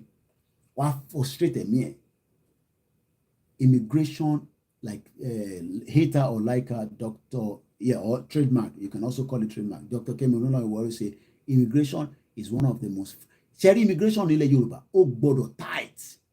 14 years lèmi lò kan tó fún mi ní resident pé ìwọ náà gbẹgbẹgbẹgbà ìwọ náà ṣàfihàn lọ máa fọbọ kí lọ máa wá Uber driver kí wọn náà lè máa lọ Nàìjíríà kó máa dé kó máa káàbọ̀. Imagine that. And that's why all the lawyers here are making a lot of money on immigration. Tó bá tún wà lọ ní ọmọ àwọn kan tẹ̀ lucky sórí cases ọ̀tọ̀ọ̀tọ̀ ni o mo fi já bàrà síbẹ̀ too much. Immigration ìyàwó lè níwèé káwọn ọmọ níwèé kọ́kọ́ má níwèé. Because bíyàwó ṣe gbàwé ó yàtọ̀ sí bọ́kọ ṣe fi gbàwé. It's a complete, I'm talking about in UK, I'm sure it's the same thing in America. It's a complete shamble. Ṣé èmi wá fẹ́ gbàdúrà fún wọn níṣẹ́ pé torí kò bá wá sí London kò wá get stock sí bíbáyìí kò má lè lọ́lé ẹlòmíì bàbá ẹ̀ ti kú kò lọ́lé lọ sí. Ìyá ẹ̀ báyìí ó ti darúgbó kò lọ́lé lọ sí kò tí ì lọ́lé lọ tọ́jú ẹ̀. Ẹlòmíì bímọ kò rí ọmọ. The whole thing is complete. Ìjọ́ la fẹ́ gbèrú ayé bẹ́ẹ̀ yẹn. When we have our land, ìwọ náà wo títí Oxford Circus yẹn wo bó ṣe rí sórí pé títí yẹn lọ báyìí mọ́tò méjì sórí títí yẹn níbí báyìí mọ́tò méjì ló ń lọ báyìí wọ́n wá ní pavement tí wọ́n mọ̀ pé orí pavement yẹn ni Koiki dúró sí pavement ní the other side náà bí mọ́tò méjì ló ìkọ́dà tó bá tún dé stage kan mọ́tò yẹn tún máa dẹ́yọ kan because wọn ò ní ọ̀nà wọn ò ní títì àwa sì ní títì tá lè expand tá lè sọ di 10 lanes 5 lanes. That is a lot of work that we will develop. Forget about ẹ̀yin tẹ̀sẹ̀ ń sunkún tẹ̀ ń lọ Ládó Èkìtì tẹ̀ ń sunkún gọ́vnà yín olórí burúkú Fáyẹmí yẹn ó máa gbé helicopter ojoojúmọ́ ló ń sùn Àbújá. So in terms of nìyẹn ìwọ náà bí London ṣe rí náà kò ju bẹ́ẹ̀ yẹn lọ. But ọmọ tó ń jẹ́ kí London tó di London management plenty of side kódà wọ́n try láti ṣe pé kí mọ́tò má dé Oxford Circus yẹn. I'm sure in another 5-10 years mọ́tò ò ní dé Oxford Circus. They are planning it so that àwọn tí ń think of air pollution ìwọ sì ń lo generator gbogbogbogbogbò ìwọ tó lo generator gan òun sọ́ọ̀kì bad air tó wọnú ilé. Thank you so much Jack Olúṣọlá. So these are why we are saying that ẹ má jẹ́ kó parọ́ fún yín pé in táwa ń sọ kò lè work. Wo London bó ṣe rí look at the whole ẹ̀yin tẹ́ jẹ́ engineer ẹ sáré bá mi multiply títì yẹn kí ni length títì yẹn. Look at the whole size. If you haven't seen the video, go and watch it. Mo ṣẹ̀ṣẹ̀ lé ní. Lórí títì yẹn náà ni òun rí àwọn bọ́ọ̀sì ńláńlá yẹn. Ṣé ìwọ rí ọlọ́kadà tó ń lọ tó ń bọ̀ o lè rí ọlọ́kadà. Sórí ibi tí bọ́ọ̀sì ńláńlá yẹn ò lè lọ. Kí ni Mr. Adéyẹmí yẹn kí ló ń sọ? Kò bá yín jàná ẹ má wọrí. Mo ti bá wọn sọ̀rọ̀ lẹ́ẹ̀kan. Ẹ fi wọ́n lẹ̀. I'll pick a comment again. I pick his comment, but it's sálọ sókè. So we don't block people, but sometimes 30 feet. Wọ́n ní gbogbo títì yẹn kò ju 30 feet lọ. Lórí 30 feet yẹn ni mọ́tò ńlá yẹn, sórí mọ́tò rẹ́ẹ̀dì yẹn, sórí mọ́tò rẹ́ẹ̀dì tó ń rí yẹn, ó ní òkè. Wọ́n máa wá imagine pé ṣé mọ́tò yẹn máa ń dẹ̀gbẹ́ tó bá ń lọ? Because a máa ń rí ní ọ̀dọ̀ yín nísàlẹ̀ ìlú òṣì yẹn kò ń ṣe ilẹ̀ wa ní ilẹ̀ òṣì o ìlú yẹn sórí ìlú tamí yẹn the entity Nigeria tó gbélé lórí sórí jọ́ ta bá ti yọ Nigeria kúrò lórí ẹ̀ ọbẹ̀ dé mo ní pásọ̀ bàbá tó ṣe program lọ́dọ̀ àwọn Citizen AY lórúkọ máa yẹn rán mi létí orí ìkan ẹrù ti pọ̀jù lórí ẹ̀ Comrade Victor Taiwo ó ní the value of Yoruba pé tá bá kọ́kọ́ declare by 300 million or 300 trillion dollars worth nìyẹn ìyẹn ni wọ́n wá fi ń ṣeré wo títì Oxford Circus yẹn bó ṣe rí kò ju 30 feet lọ lórí ẹ̀ ni bọ́ọ̀sì ńlá yẹn ń rìn kọjá tó bá jẹ́ àwọn tó ń gbépo láti Èkó tó bá dádúgbò kan àtẹlépo àtẹni tó wà nínú ẹ̀ gbogbo wọn wá dẹ̀gbẹ́ kò jẹ́ kó rí bẹ́ẹ̀ tó bá yẹ pé títì yẹn smooth tó dẹ̀ durable bí epo yẹn ṣe ń lọ ó yẹ kó gba débẹ̀ tó máa fi dé Oǹdó tó máa fi débi tó ń lọ but deliberate act àwa débi kan àtẹni tó wà nínú ẹ̀ gbogbo yẹn wá máa dẹ̀gbẹ́ báyìí bọ́ọ̀sì Nàìjíríà ló máa wà at some point wàá kọ́ rí pé ẹ̀ ń dẹ̀gbẹ́ a tún padà báyìí a tún dẹ̀gbẹ́ báyìí because ó ń try láti avoid the pothole is a deliberate act èmi tí sọ̀rọ̀ bá ti máa sọ nísìn ìyẹn mo ṣe tètè bẹ̀rẹ̀ program so that ká lè ní enough time ẹ̀yin lẹ máa bẹ̀rẹ̀ sí ń pè ẹni tó bá pè ẹ fún wọn láyè kan sọ̀rọ̀ ẹ má pe nọ́mbà kan ju nọ́mbà tàfi sí là lọ lórí ibi tá a sọ̀rọ̀ dé nísìn èèyàn kan ní I got my citizenship here in America 8 months I came to yeah you could be lucky yeah possible you could be lucky if you get it in tó bá gbà ní 1 month kò matter does not mean that because you got it in 8 months and we don't know the circumstances. Everybody's circumstances is different. You gotta have to analyze all the circumstances for me to even know that you got it in 8 months. You have to tell me all the circumstances. Maybe you're a brilliant person, and if you're a brilliant person, you will get it even before you leave Nigeria. If you get married, I'm probably sure it could be more than that. Everybody, there's immigration circumstances change every day.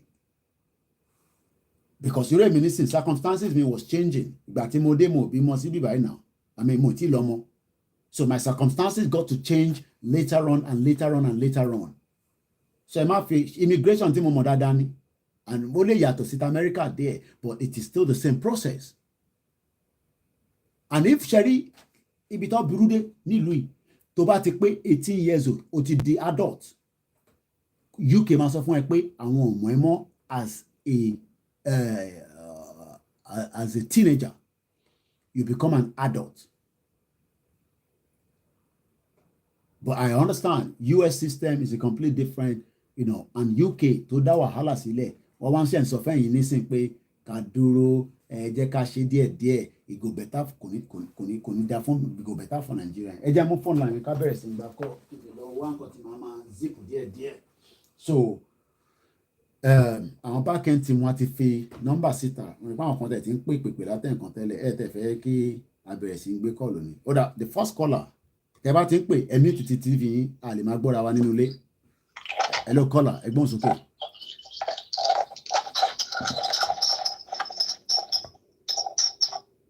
Hello.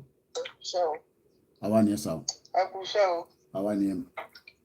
Ẹni tó sọ pé òun jẹ́ citizen after 8 months. Bẹ́ẹ̀ni mà.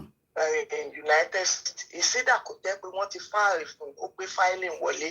Okay. If your parents file for you, wherever you are, outside the United States, you are coming in with a visa or green card. Bẹ́ẹ̀ni. As a citizen, by the time you get here, for a short while, the passport, that is when you can apply for passport and become a citizen. Okay. That means you are prone to citizenship while living your state of origin from wherever outside United States. Okay. That means wọ́n file it. Wọ́n ṣe filing fún ó gbé filing wọlé.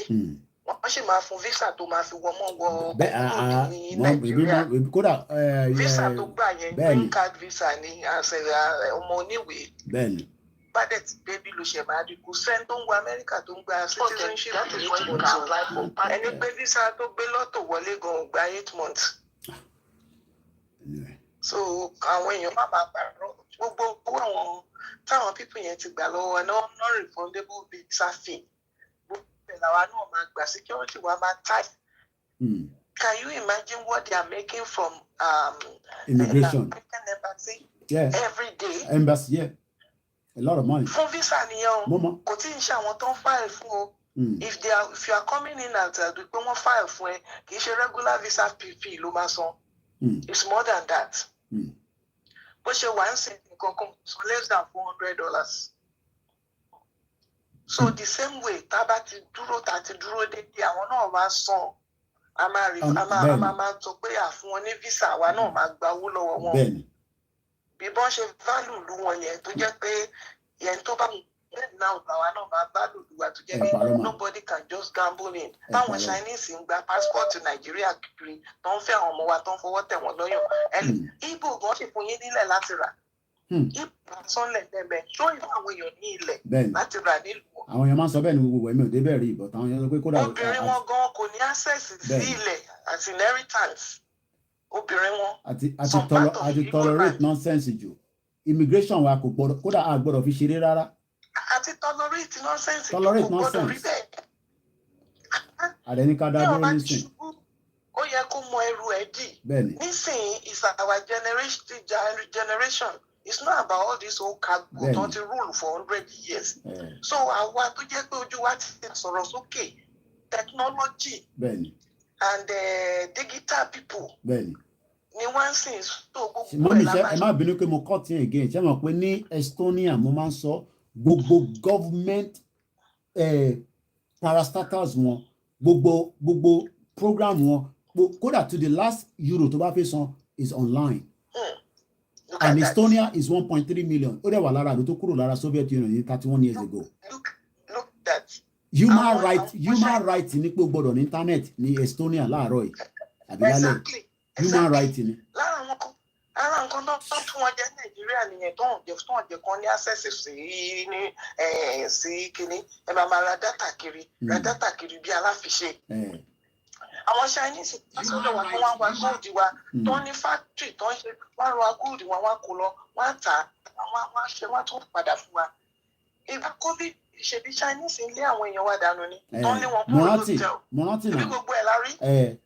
Àwọn yẹn ṣẹ̀tẹ̀ àwọn Chinese yẹn àwọn yẹn tẹ̀ àtẹ ti gbàgbàkúgbà fáwọn yẹn nílẹ̀ Yorùbá tó tún lé àwọn ìyá wa tó ń ṣe gàrí àwọn ìyá wa tó ń ṣe gàrí wọ́n ti take over system yẹn ṣẹ́rí mọ́mí ẹ bá mi sọ fáwọn èèyàn ṣẹ́rí mo rí iṣẹ́ olówó àbí àbúrò olówó àbí kílẹ̀ ní bàbá yẹn kí ni gbogbo nonsense tó lọ ń ṣe yẹn tó ń fàdà gé ìkoríko ní 24th century ṣé ọ̀rọ̀ tí mo fẹ́ sọ jẹ́ ń gbé sínú padà because you are wondering in 24th century ó wá fún padà ó fi ń ṣá koríko nítorí pé mo lè jókòó sínú ilé mi láti bíbá kí n control computer tó máa bá yín gé lọ èbí mo ṣó fáwọn fún yín náà ẹ má jẹ́ káwọn àwọn flimsy kìíní kéékèèké kó máa jọ yín lójú náà àwọn yẹn náà wọ́n hélẹ̀. a ní orí wọn ti wà disoriented kọ̀ǹpútà ń ṣe nkiri ní China sọmọdà pàtó kọ̀ǹpútà ló máa sáàbù. àdá tèmi lò títí tó fún wa tí gbogbo ọwọ́ wa máa ní booms báyìí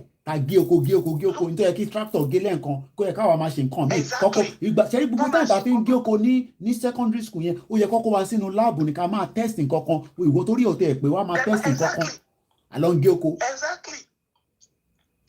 ìyẹn ni bàbá yẹn wá jáde ló ń gé oko. téèyàn bá kúrò ní city kan bí nsìn ọ̀hún nílùú òyìnbó by the time tó bá máa fi padà síbẹ̀ in another 6 months 1 year á ti rí nǹkan tó ti change. but Nàìjíríà gbogbo nǹkan jù àdúrà. and these are the reasons why we want to go so that ayé wa lè ká tẹ̀lé ṣe nǹkan kó tẹ̀. èmi ò kàn mọ báwọn people yìí ṣe ya evil wọ́n kàn ya evil ṣá àwọn èèyàn dẹ̀ wá wò pé bó ṣe máa lọ nìyẹn kó ṣáà máa bẹ́ẹ̀. àwọ̀ nígbà o kó máa lọ bẹ́ẹ̀. ànígbà fún ọ Ọlọ́run ti jí wa dìde Ọlọ́run ti gbé wa sókè gbogbo nǹkan wa létòlétò ni kò sẹ́ni tó máa fi gbá kan bọ̀ kan ló. àǹkọ̀dẹ̀ sẹ́ni kankan tó sórí tí èèyàn kan bá tẹ̀ threatening ẹ̀tọ́ ni pé kí ọlọ́pàá kọ́kọ́ fún ẹ ní kó fún ẹ ní nǹkan pè ní protection. exactly maximum security. maximum protection. tó bá di kàráǹgì dání sí pé bí èèyàn kan bá tẹ̀ fẹ́ threatening èèyàn níbí by for example nísìn ọkọ̀ máa lọ fi hàn sí protection house tó yẹ pé èèyàn kọ́kàn ní mọ̀bí tí èèyàn wà à ń bọ̀ sí bọ̀ sí ọlọ́run jẹ́ kárí situation tó máa ní kéèyàn. ṣọ́ọ̀tì ẹ̀ lè threatening èèyàn kéèyàn tiẹ̀ sọ pé ẹnìkan threat òun kó sọ pé ó máa lù ẹ̀ lásán. ìyẹn ni gbogbo àṣẹ ń wà careful mọ̀mí sì máa ń sọ fún nígbà tẹ́mi dé má báyàn jà o kò tó bá báyàn jà o mọ ọ̀rọ̀ àìsàn tó ń ṣe kó má jẹ́ pé ìgbà tí wọ́n bá lọ gba níbùlò ló máa dákẹ́. exactly. wọn ò ní sọ fún ẹ pé ń ṣeré ni we want you to have freedom. wọn ò tolerate nonsense ṣe a máa kick corruption out because there going to be law and order. Law and order tí o sí yẹn we are going to force it. bẹ́ẹ̀ni. We're going to infuse it into the system and it's going to work. Ó tẹ̀ gbọ́dọ̀ work ni. Ó gbọ́dọ̀ work ni. Tó fi work táwa wà lábroad kò ní wá work nílé. Kódà negligence wà pé tí èèyàn bá lọ bímọ lọ́spítù tí nǹkan kan bá ṣe ọmọ yẹn lẹ́yìn ìgbà tó bí ọmọ yẹn negligence yẹn matron lórí ward yẹn gbogbo àwọn tó bá ṣiṣẹ́ ní moment yẹn wọ́n máa forí gbà. These are the things tí wọ́n fi ṣeré bí nìyẹn. Èyí á sọ pé negligence. Wọ́n fi gbogbo yẹn ṣeré bí. Láìsẹ̀nsì á lọ sí.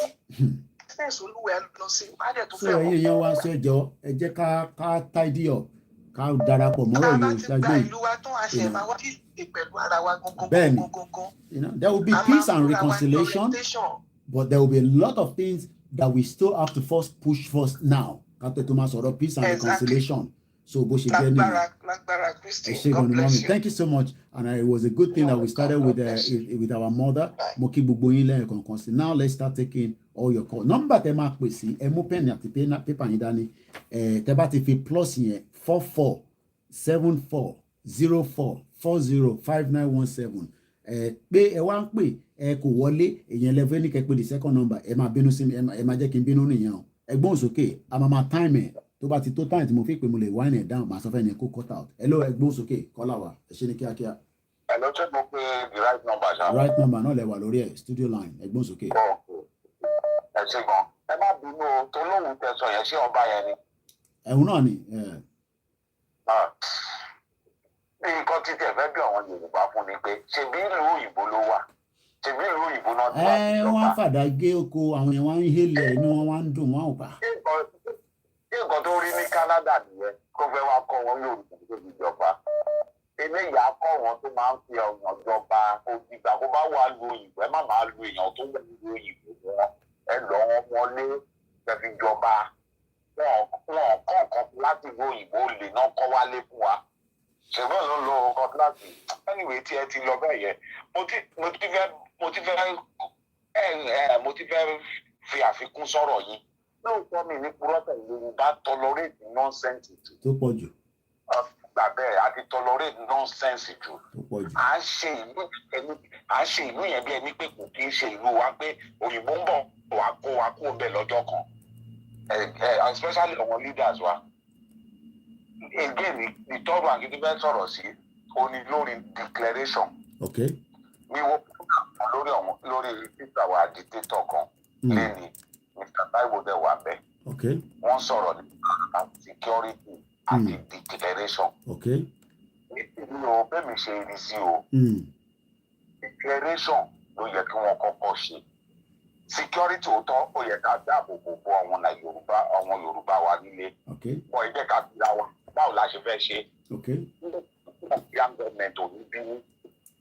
ok ẹ jẹ́ ká kó báyìí ká tó ń pẹ́ ọ̀sìn ká wo táǹkọ́ wọn Fúlàní lọ sí ṣọ́ọ̀ṣì lọ́jọ́ sí yẹ kọ́ lọ kí àwọn èèyàn ní sí ṣọ́ọ̀ṣì yẹ. bó bá yẹ pé àná wọn security tàbí gbálẹ̀ kí wọ́n máa lé wọn lọ kí wọ́n máa lé wọn tó jà jáde. ó dọ̀ ní sọ fún wọn pé ṣẹ́yìn jẹ́ security ni àbí kí ni wọ́n fẹ́ ṣe ó yàtọ̀ sí ti àmọ̀tẹ́kùn tí wọ́n fẹ́ ṣe. Jerry, èyí kàn bìlíìbù pé declaration gangan òun ni the pressing. Because kẹ́míkẹ́rì ká bá ti declare which means gbogbo ọmọ Yorùbá níbi tíbi kan bá wà fún ìgbà awareness ó máa mọ̀ pé Yorùbá ti declare bí àgbà wa àti take over. Mọ̀ pé ká kọ́kọ́ máa ṣe security ká tó declare yẹn ó máa wà conflict pẹ̀lú federal government because mi mọ̀ bí wọ́n ṣe fẹ́ ṣe. Because àwọn governor would support the Yoruba nation.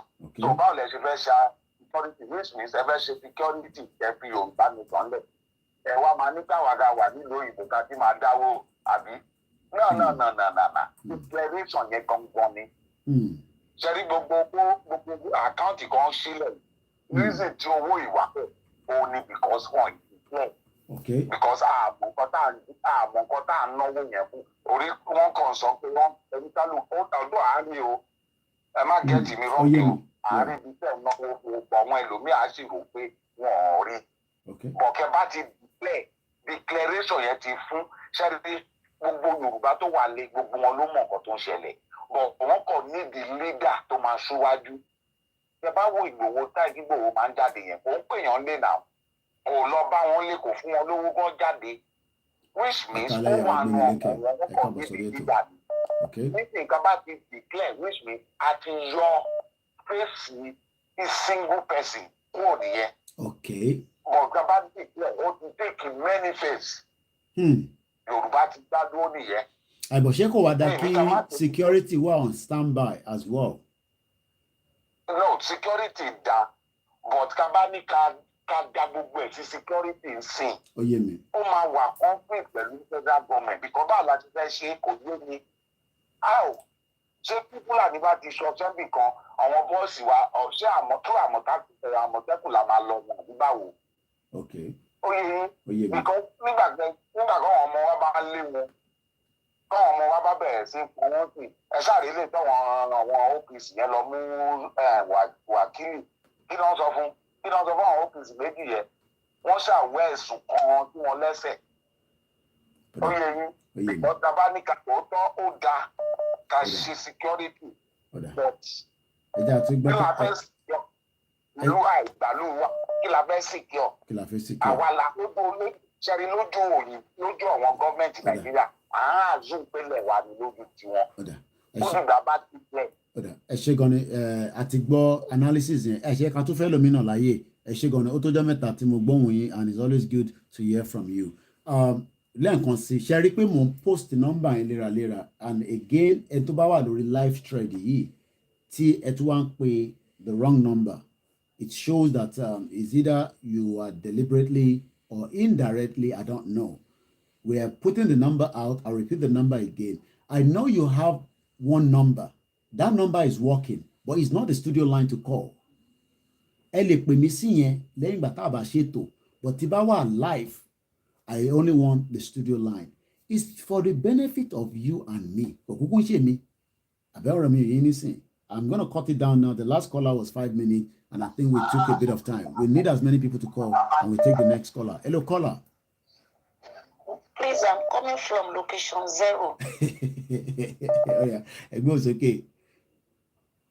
Location 0, go ahead, ma. Yes, sir. I don't know anymore. I'm calling for the first time. Don't mind the program. You're welcome. Go ahead, ma. Àwa níbí náà kì í ṣe pé kò ń wá o. Kì í ṣe pé kò ń wá o. Ó lágbára o. Oṣù keje làwọn ọmọ ti wà lébàá. Ṣé ẹ̀yin náà láwọn ọmọ tó wà ní yunifásítì àbáwọn family friend àbáwọn ọ̀rẹ́? Ọmọ tèmi méjì ló wà ní first mo ní bá yín sọ̀rọ̀. Tọ́ọ̀dẹ̀ lọ láti bí 585 days because mo ṣe rántí dating because mo sọ lórí Star Radio láàárọ̀ yìí. February 14 to be precise náà ti wà ní. Báwo lẹ ṣe ń cope nínú? Owó private university. Ọlọ́run dá yín lẹ́jọ́ ọ̀rẹ́ àbí. Kàbíyèsí ẹ̀. Ẹ mọ̀ pé tí àlè bàbá lè bàbá yàn bá ti ju bàbá yàn dáàdì la máa pè. Kàbíyèsí Ọlọ́run. Ohun àwa náà à ń fi àdúrà ràn yín lọ́wọ́ pẹ̀lú ògo Ọlọ́run sẹ́ni máa gbé sáájú nínú yín o. Àmín mọ́mì. Ẹ máa fún wa ṣe ọkàn wa ti wà ń bẹ̀ o. Ọlọ́run á gbà fún wa gbogbo agitators Ọlọ́run á wà pẹ̀lú sẹ́ni kan tó máa gbọ́ nínú yín o. Thank you so much. Àmín Jésù Kristi. Thank you so much. Ẹ dẹ̀ máa encourage kẹ́ máa pè ká lè máa because I need the encouragement ẹ̀yin náà. Ṣé rí intention understand ni pé bẹ́ẹ̀ ṣe ń gbà wá náà ẹ̀ ń fún àwa náà lẹ́ encouragement Koiki àwa pẹ̀lú yín o kódà ìyá wa kan pè mí ní òun wọ́n tó àwọn ìtẹ̀ máa tún bẹ̀ mí pé kí n máa reply àwọn kan fi àwọn ọmọ bọ́ ṣe máa comment làwọn ṣe problem tàwọn but àwọn wá kọ̀ sọ good morning àwọn dẹ̀ máa ń share àwọn wá fi voice note láàárọ̀ kí n má tún reply imagine kí èèyàn fi voice sílẹ̀ kó tún máa bẹ̀ mí pé kí n má reply so ẹ ṣé gan ni ẹ ṣé gan ni ẹ ṣé.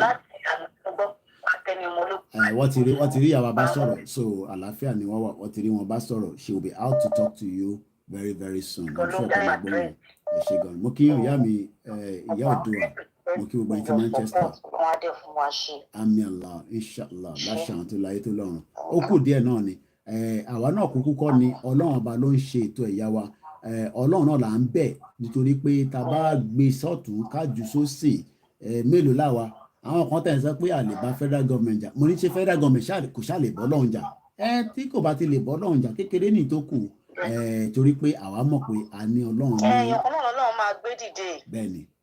ẹ̀yin Ọlọ́run máa gbé dìde.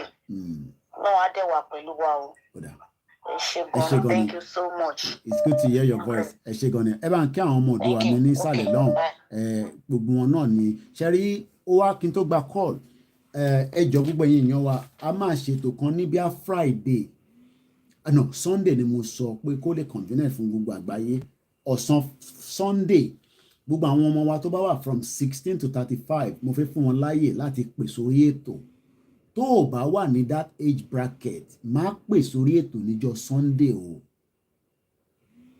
níjọ́ Sunday ètò àkọlé ètò yẹn ni raising awareness among the Yoruba youth across the globe èyí tẹ́ bá wọn ní láti dárúkọ wọn dẹ̀ ní láti since tẹ́ pé wọ́n show ojú ara wọn all I want them to call into the show tell us anything they want to tell us we are confused we know about Yoruba nation anything they want to ask me I will do that on Sunday please tó o bá sí ní age bracket yẹn má pè o ká má lọ disgrace yín o tó ti bá béèrè pé age yín tẹ bá lọ sọ pé age àwọn èèyàn máa sọ pé ohun tó ń sọ̀rọ̀ yẹn kò ń ṣe age yẹn o ẹni tó máa pè wá níjọ́ Sunday yẹn will be between 16 and 35 àfi bá yín sọ̀rọ̀ lórí ètò Koiki Media níjọ́ Sunday ẹ̀yin ìyá wa ẹ bá mi note down question táwọn ọmọ yín fẹ́ bí mi gbogbo question tó bá fẹ́ bí mi kó bí mi níjọ́ Sunday gbogbo question ni mo fẹ́ gbà lọ́wọ́ wọn tó o bá ń ṣe ọ̀dọ́ má pè o ẹ má lọ disgrace ara yín o ẹ má disgrace ara yín o ọ̀sán Sunday la máa ṣe àwọn tí Amẹ́ríkà ti jí Canada ti jí gbogbo àgbáyé ti jí màá fi sí bí aago kan ẹ bá mi fi sínú dáárì yín àwọn ọmọ yín nìkan ni wọ́n máa pè àfi gbọ́hùn wọn gbogbo àgbáyé dẹ̀ lọ́ ti máa pè má pè tó bá ń ṣọ̀dọ̀ ẹja padà sórí program wa Yorùbá raising awareness among the Yoruba youth a máa ṣe léra bí a lẹ́yìn tá a bá ṣe Sunday tá a bá tún wo time tá a tún fẹ́ ká ṣe àwọn ọ̀dọ́ náà ló máa sọjọ́ tá a tún fẹ́ ṣe the next one àwọn ni máa béèrè lọ́wọ́ wọn ẹ̀mọ̀ kémi mo mú déètì nísìn àwọn ló máa fún àwọn ní déètì ní the next one kódà tó bá wá sọ pé létà pé ká wá tún wá ṣe bí a Zoom conference ká tún ní àwọn nǹkan kan tá a máa bára wa sọ tó máa ṣàlàyé fún mi àwọn ọ̀dọ́ nìkan má pè ó níjọ́ Sunday o mo gbàgbé má pè ó mo bẹ̀yìn ni o ẹ̀gbọ́n òsókè tó ń pè wá láti Dublin. Hello, Mr. Koiki. Ẹ ti wà live.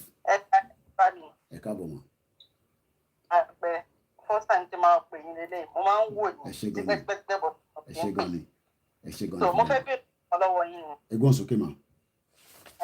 Wọ́n tó tẹ̀lé ní pé òkè bẹ́ẹ̀ ṣe rí ìlú òyìnbó ni mo wà bí ìtẹ̀mọ̀ tẹ́ máa sọ bí tí mo. Ìlú òyìnbó ni. Mo ti rí nọ́mbà yẹn. Ẹ máa sọ̀rọ̀ lọ. Ṣé rí bó ṣe kú bí ìpè ká ti gba Yorùbá nation wọn. Ṣé rí ìlú ibi tí mo wà yìí bí òjò ṣùgbọ́n bí ò pa mí. Ṣùgbọ́n ó máa ń wù mí bí wọ́n ṣe ń treat wa ní ìlú òyìnbó yìí. Ó jẹ́ pé bẹ́ẹ̀ ló ti máa rí ní Nàìjíríà. Ó máa ń ẹ wò ṣé rí mo kàn jẹ́ obìnrin ni o I don't know bí ọkọ tí mo fẹ́ ẹ jẹ́ kí n sọ fún yín ó wù mí kí n máa ṣe tìbìtì tí kí n náà máa gbójú jáde ṣùgbọ́n ọkọ tí mo fẹ́ ó máa ń mú òun fẹ́ wà lóhun òfẹ́ wà lá wọ́n á rẹ̀ ṣẹ̀ṣẹ̀ torí ẹ̀ ṣe rí ọmọ mi mọ̀ bí ẹ rí fídíò ọmọ mi mo ti sẹ́ǹdẹ̀ sí ọmọ mi ọkùnrin òun bóòdù díẹ̀ báyìí ó jáde ọmọ 15 years mi mọ̀ bí ẹ ó jáde fún náà ó wà lórí tẹ́bá sọ̀rọ̀ tẹ́ máa wọrí màá wò létà kí tó sùn. tó wà gbẹ́jà wọn Nàìjíríà tó bá wọn sọ̀rọ̀ gidi gan òun náà ń jáde náà òun àti lè pàdé ògbọ́dọ̀ ní pé mi jáde. ó yé mi no a gbọ́dọ̀ respect ìgbà tẹ́tí respect àwọn dádì yẹn so àwọn tẹ́ bá lè kọ́ máa ṣe náà láti fi encourage àwọn èèyàn lẹ́yìn kọ́ máa ṣe ládẹ́lẹ̀ ní ẹ máa gbọ́ wọn. òun fẹ́ béèrè báyìí ní ìsìn òun fẹ́ béèrè báyìí ní ìsìn wárí nǹkan tí mo fẹ́ ṣe báyìí mo fẹ́ béèrè lọ́wọ́ ìtorí location online. bẹ́ẹ̀ni mo ti organize àwọn èèyàn tó over 100 ní Nàìjíríà báyìí ní Ogun State. ẹ ti ṣiṣẹ́. so mo dẹ̀ fẹ́ ṣe mo fẹ́ béèrè lọ́wọ́ yìí ní kí n tó dáwọ́ de mo fẹ́ ṣe vest fún un máa ṣe fìlà máa ṣe bánà máa ṣe tán ìyá yìí ti rally ti dé nìyẹn. mo fẹ́ kó jáde kán ṣe awareness ṣe understand pé máa fún yín ní coordinator tó jẹ́ pé ó dáa tó jẹ́ òmeyọ̀ á kọ̀dá tó lọ bá wọn sọ̀rọ̀ gan á lọ bá wọn sọ̀rọ̀ á lọ sí community yẹn á bá wọn sọ̀rọ̀. mo rẹ́dì láti ná ṣẹ́rí àwọn èèyàn yẹn hàn báyìí 100 tí mo ti ṣàyè mo rẹ́dì láti ṣe anything tó bá fẹ́ fún wọn. ẹ ṣe gan ni. you understand mo kàn fẹ́ assurance látọ̀dọ̀ yín ní pé ṣé àwọn no ẹni tí màá fún yín yẹn confam ni ó máa ṣiṣẹ́ yẹn tínú yín máa dùn confam ó wà lára àwọn tó jẹ́ ẹ̀ka trust tó ń ṣiṣẹ́ dáadáa very good. gbogbo wọn ti rẹ́dì mo ti ṣètò mo kàn fẹ́ bèrè nítorí pé tó bá lọ mú ọṣẹ wọn káwọn máa fi bí aráàlú ìfó kan ló káwọn sí wàhálà. kódà ọ̀rọ̀ tẹ́ sọ yìí ó máa dọ́dọ̀ chief láàárọ̀ la confam mo sọ fún yẹn confam ẹ sọ pé Koiki sọ pé ẹ gbọ́ lórí show ẹ pé ọ̀rọ̀ tẹ́ bá mi sọ yìí máa deliver sọ́dọ̀ chief lọ́la kódà gbogbo àwọn 100 yẹn secure ẹ fi tó kulẹ̀ a máa sọ ìtù ẹ má tún sọ̀rọ̀ jùmọ̀ ẹ fi tó kulẹ̀ ọ̀rọ̀ yẹn máa dọ́dọ̀ chief láàárọ̀ la internet káwọn yẹn máa ṣe ni ẹ fi tó kulẹ̀ ẹ fi tó kulẹ̀ mo ti kọ́ nọ́mbà yẹn síta máa pè lá. máa wò láàárọ̀ máa wò tí bá parí ètò kódà bí parí lágo 3 lálẹ́ máa wò mo ti kọ nọ́mbà yẹn lọ sílẹ̀ kéèsì máa lọ gbàgbé ẹ ṣé gan ni thank you so much. ẹ̀yẹ́ máa wọrí sẹ́ a máa fún wọn sábẹ́ àbò ṣífù láàárọ̀ la tó confam Koiki ló sọ bẹ́ẹ̀ assurance mo fún yín yẹn kò ní bàjẹ́. ilé wa yẹn Ọlọ́run ti gbà wà lágbára. a máa débi táwọn lọ kù díẹ̀ ẹ ṣé gan ni thank you so much. Now this is the kind of encouragement that we need. láàárọ̀ yìí àti ìbòjọ́ kejì ìyá wa kan náà wà ní UK ní bíbá tó máa ń wá láti Cambridge àwọn tẹ́ bá rí fídíò kan tí mo post tí mo sọ pé kinní kan local government lọ́yọ̀ọ́ àwọn wọ́n kì í ṣọmọ Ọ̀yọ́ state but she lives in Ọ̀yọ́ for some time ǹjẹ́ wọn náà tẹ ìgbéyàn bíi 10 bí ìyá wa ṣe sọ yìí ó nídìí Koiki Media kí ló fẹ́ fi nídìí Koiki Media fún? Ṣé kò bá fún mi lówó kẹ́ lè sọ pé mo ti ná? No, àbí tí mo fi tèmi náà yọ díẹ̀ nú ẹ̀ ó ṣe ṣaṣọ yẹn fún wọn, ṣe fìlà fún wọn, kò prepare wọn sílẹ̀ pé níjọ́ rally o ẹ̀yin lè ní máa kó jáde o, kò sí nǹkan kan tó máa ṣe gbogbo wa o. Bó ṣe láti máa lọ nìyẹn, but gbogbo yín dúró pé gbogbo àwọn mídíà ní ká lọ máa ṣe ní sáà. No, everybody ló ní responsibility. Kò ní bàjẹ́ fún yín ìyá wa, confam mo sọ fún yín yẹn. Ọ̀rọ̀ tẹ́ sọ yẹn ó máa dọ́dọ̀ Ìgbòho láàárọ̀ ọ̀la. Ẹ tó bá tó fẹ́ ṣe irú ẹ̀ tún máa ṣe double ju ìyá wa yẹn náà lọ kí tó lè sọ pé ó máa dọ́dọ̀ Ìgbòho. Ìrọ̀ ni mo kàn ń ṣẹ̀fẹ̀ ni. Ẹ já lọ sí the next caller quickly. Ẹ gbọ́n sókè. My brother and true. Your voice again. Continue to strengthen me, boss. How you doing? Yeah, not bad, boss. Yeah, I'll be short and snappy tonight. Yeah, go ahead. To be honest, ojú gbogbo wa ti wà lọ́nà. Níṣẹ́ ló dàbí ẹni pé àwa la tún fọwọ́ aago sẹ́yìn. Okay. Àwọn ará bíbá náà, they are waiting pé ká declare náà ni. Okay. But àwọn tún fún wọn ní àyè láti mí ni. Because gbogbo plan ìtọ́láwọn plan fún election yẹn. Yeah. Láti fi legitimize pé democracy ṣì ń ṣiṣẹ́ ní Nàìjíríà ni. So we need to be one step ahead of them. My suggestion sí ni pé ẹ jẹ́ ká wá date tá máa declare kẹ́ mọ̀ láàrin ara yín. Àwọn ẹ̀yin tẹ́ jẹ́ àwọn leaders wa. So within short notice kẹ́ wá ìkan náà àwọn future generation ilẹ̀ wa ọmọ Yorùbá. Bí a bí ọmọ primary school tẹnu ẹ̀ dá ṣáká dáadáa. Kó wá ka declaration. Ṣe get? Because tí a bá ní kí kankan nu yín kẹ́ ṣe declaration Ọlọ́run á jẹ́ kẹ́ fẹ̀mí ṣòfò. Ẹni tó bá kà nù yín ẹ̀ ọ́ máa fẹ́ máa wá kiri ni. So àwọn ògo ọ̀la wa nínú àwọn ọmọ kéékèèké ọmọ Oòduà la máa gbé síwájú news tó máa ka declaration pé àwa ti jáde. And kádẹ tó ṣe èmi á bẹ̀yìn kẹjẹ́ kí àwọn ẹ̀ṣọ́ kọ́ wà ní àwọn location strategic location ilẹ̀ wa. Èmi ní pọ́ọ̀tì, èmi ní airport, seaport, border wa ká ti ṣe àgbà àwọn arrangement yẹn lẹ̀ láwọn òbí tó jẹ́ pọ́ máa gbà wọlé láti wá àtàkì wa. Èmi ní àwọn òbí tó tí àwọn Fúlàní ti ń ta màálù nǹkan kan yẹn àti wá àwọn ẹ̀ṣọ́ sítòsí ń bẹ̀ náà bí tó bá fẹ́ fún wọn lọ́dà pé kọ́ dà lóru. So èmi ń sọ eléyìí tí mò ń sọ àwọn tó jẹ́ olùdarí bàbá wa Ìgbòho tó bá ń gbọ́ gbogbo àwọn kan báyìí ní kó jọ kó ti bá wa ṣe lẹ̀ to limit the damage. So that's what I vision tonight. Bọ́lá ṣe fi sí mi lọ́kàn nìyẹn. So mi mọ èyí tó máa jọ́ ọmọdé ń bẹ̀ tó máa bá wa kà and all those news stations tí wọ́n gba license lọ́wọ́ wọn lately tó ẹ̀ṣẹ̀ return padà yẹn bí a kà súnmọ́ èyí tó jẹ́ ọ̀gá wọn ṣé bí wọ́n wà nílẹ̀ Yorùbá náà. So à súnmọ́ wọn à sọ fún wọn pé ìjọba yìí well that might expose the date to àwọn ará bíbá because I'm looking for a way that lè fi declare to máa lọ publicly tó jẹ́ gbogbo àgbáyé máa gbọ́ and it will always be via the news náà ni. So and there's a UN resolution coming up. There's a UN meeting coming up in America. I think it's for September 11. Yeah. The General Assembly. Yeah, the National Assembly. The General Assembly is coming up. Mi wá mọ̀ bí ibẹ̀ gan-an àwọn èmi o tó bá jẹ́ mo ní access mi láti lọ ka declaration kan bẹ́ẹ̀ fún ara mi. So that news international news á gbé kí nǹkan tètè máa kí bọ́ọ̀ tètè máa roll àwa la fi ń falẹ̀. Because tí a bá ti wọ October November nǹkan ní rọgbọ mọ́. So let's take this step and let's get going with it. Thank you a lot, brother. Thank you so much. When my brother called, I can easily identify his voice because he has a code. I think a lot of people are still doing mistake in terms of the studio line. The other number is working. I say it all the time, but studio line mean pé number tí ẹ máa pè tá bá ṣe live transmission àbí bí a ti ń bá sí lórí live number yẹn lẹ́ẹ̀kan sí ni +44 74 04 40 5917. There was a call from US ẹ tún ti disconnect to alẹ́ nǹkan lórí Twitter ẹ máa ra mobile phone nìyẹn o tẹ bá ti ṣe bẹ́ẹ̀ gé lẹ́ẹ̀kan sí.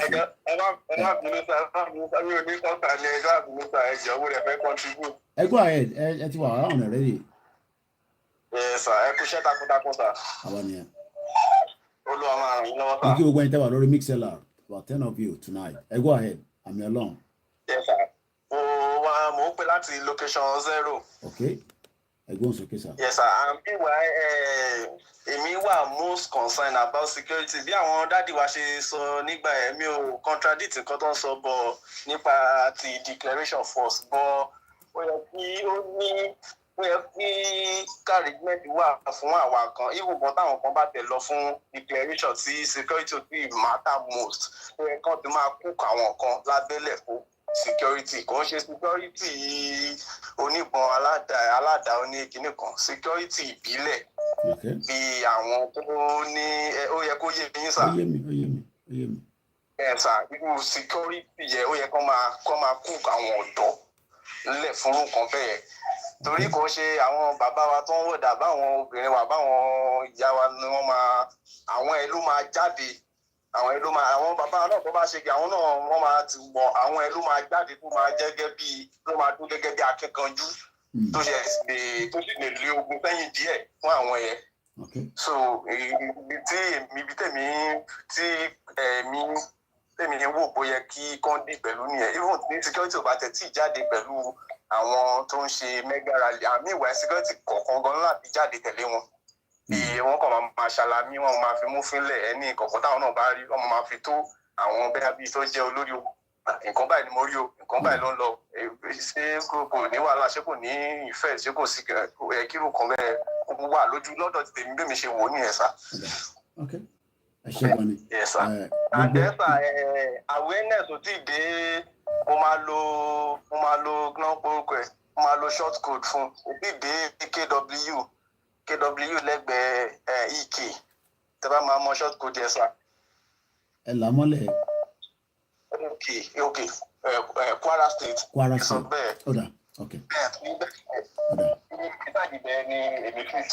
Ibẹ̀lẹ̀ fi sí. Ọ̀dà, no problem. Mo tẹ̀ lọ lé bí ọ̀sẹ̀ tó kọjá mo sọ fún àwọn èèyàn mi ní abúlé gbé torí Èkó ń bì ni mò ń gbé sómo gbà mo dábúlé wà. Wọ́n bá àwọn ògbọ́n kankan pé kò sí kíní kankan àní nǹkan báyìí ló ń lọ ẹjọ́ tó lọ́hùn ẹ má ní pé ẹ tẹ̀ ń múra pé fẹ́ ṣe ìbò kankan fẹ́ nìkan ẹ gbọ́kàn ẹ kó ń bi ìbò ọkọ tó ń lọ lélẹ̀ ó ṣàfihàn gba àwọn tó jẹ́ bí ẹ̀gbọ́n àwọn ìyá mi létí bọ̀ ibi bẹ́ẹ̀ kò sí awareness kankan bẹ́ẹ̀ torí ìgbà tí mo follow program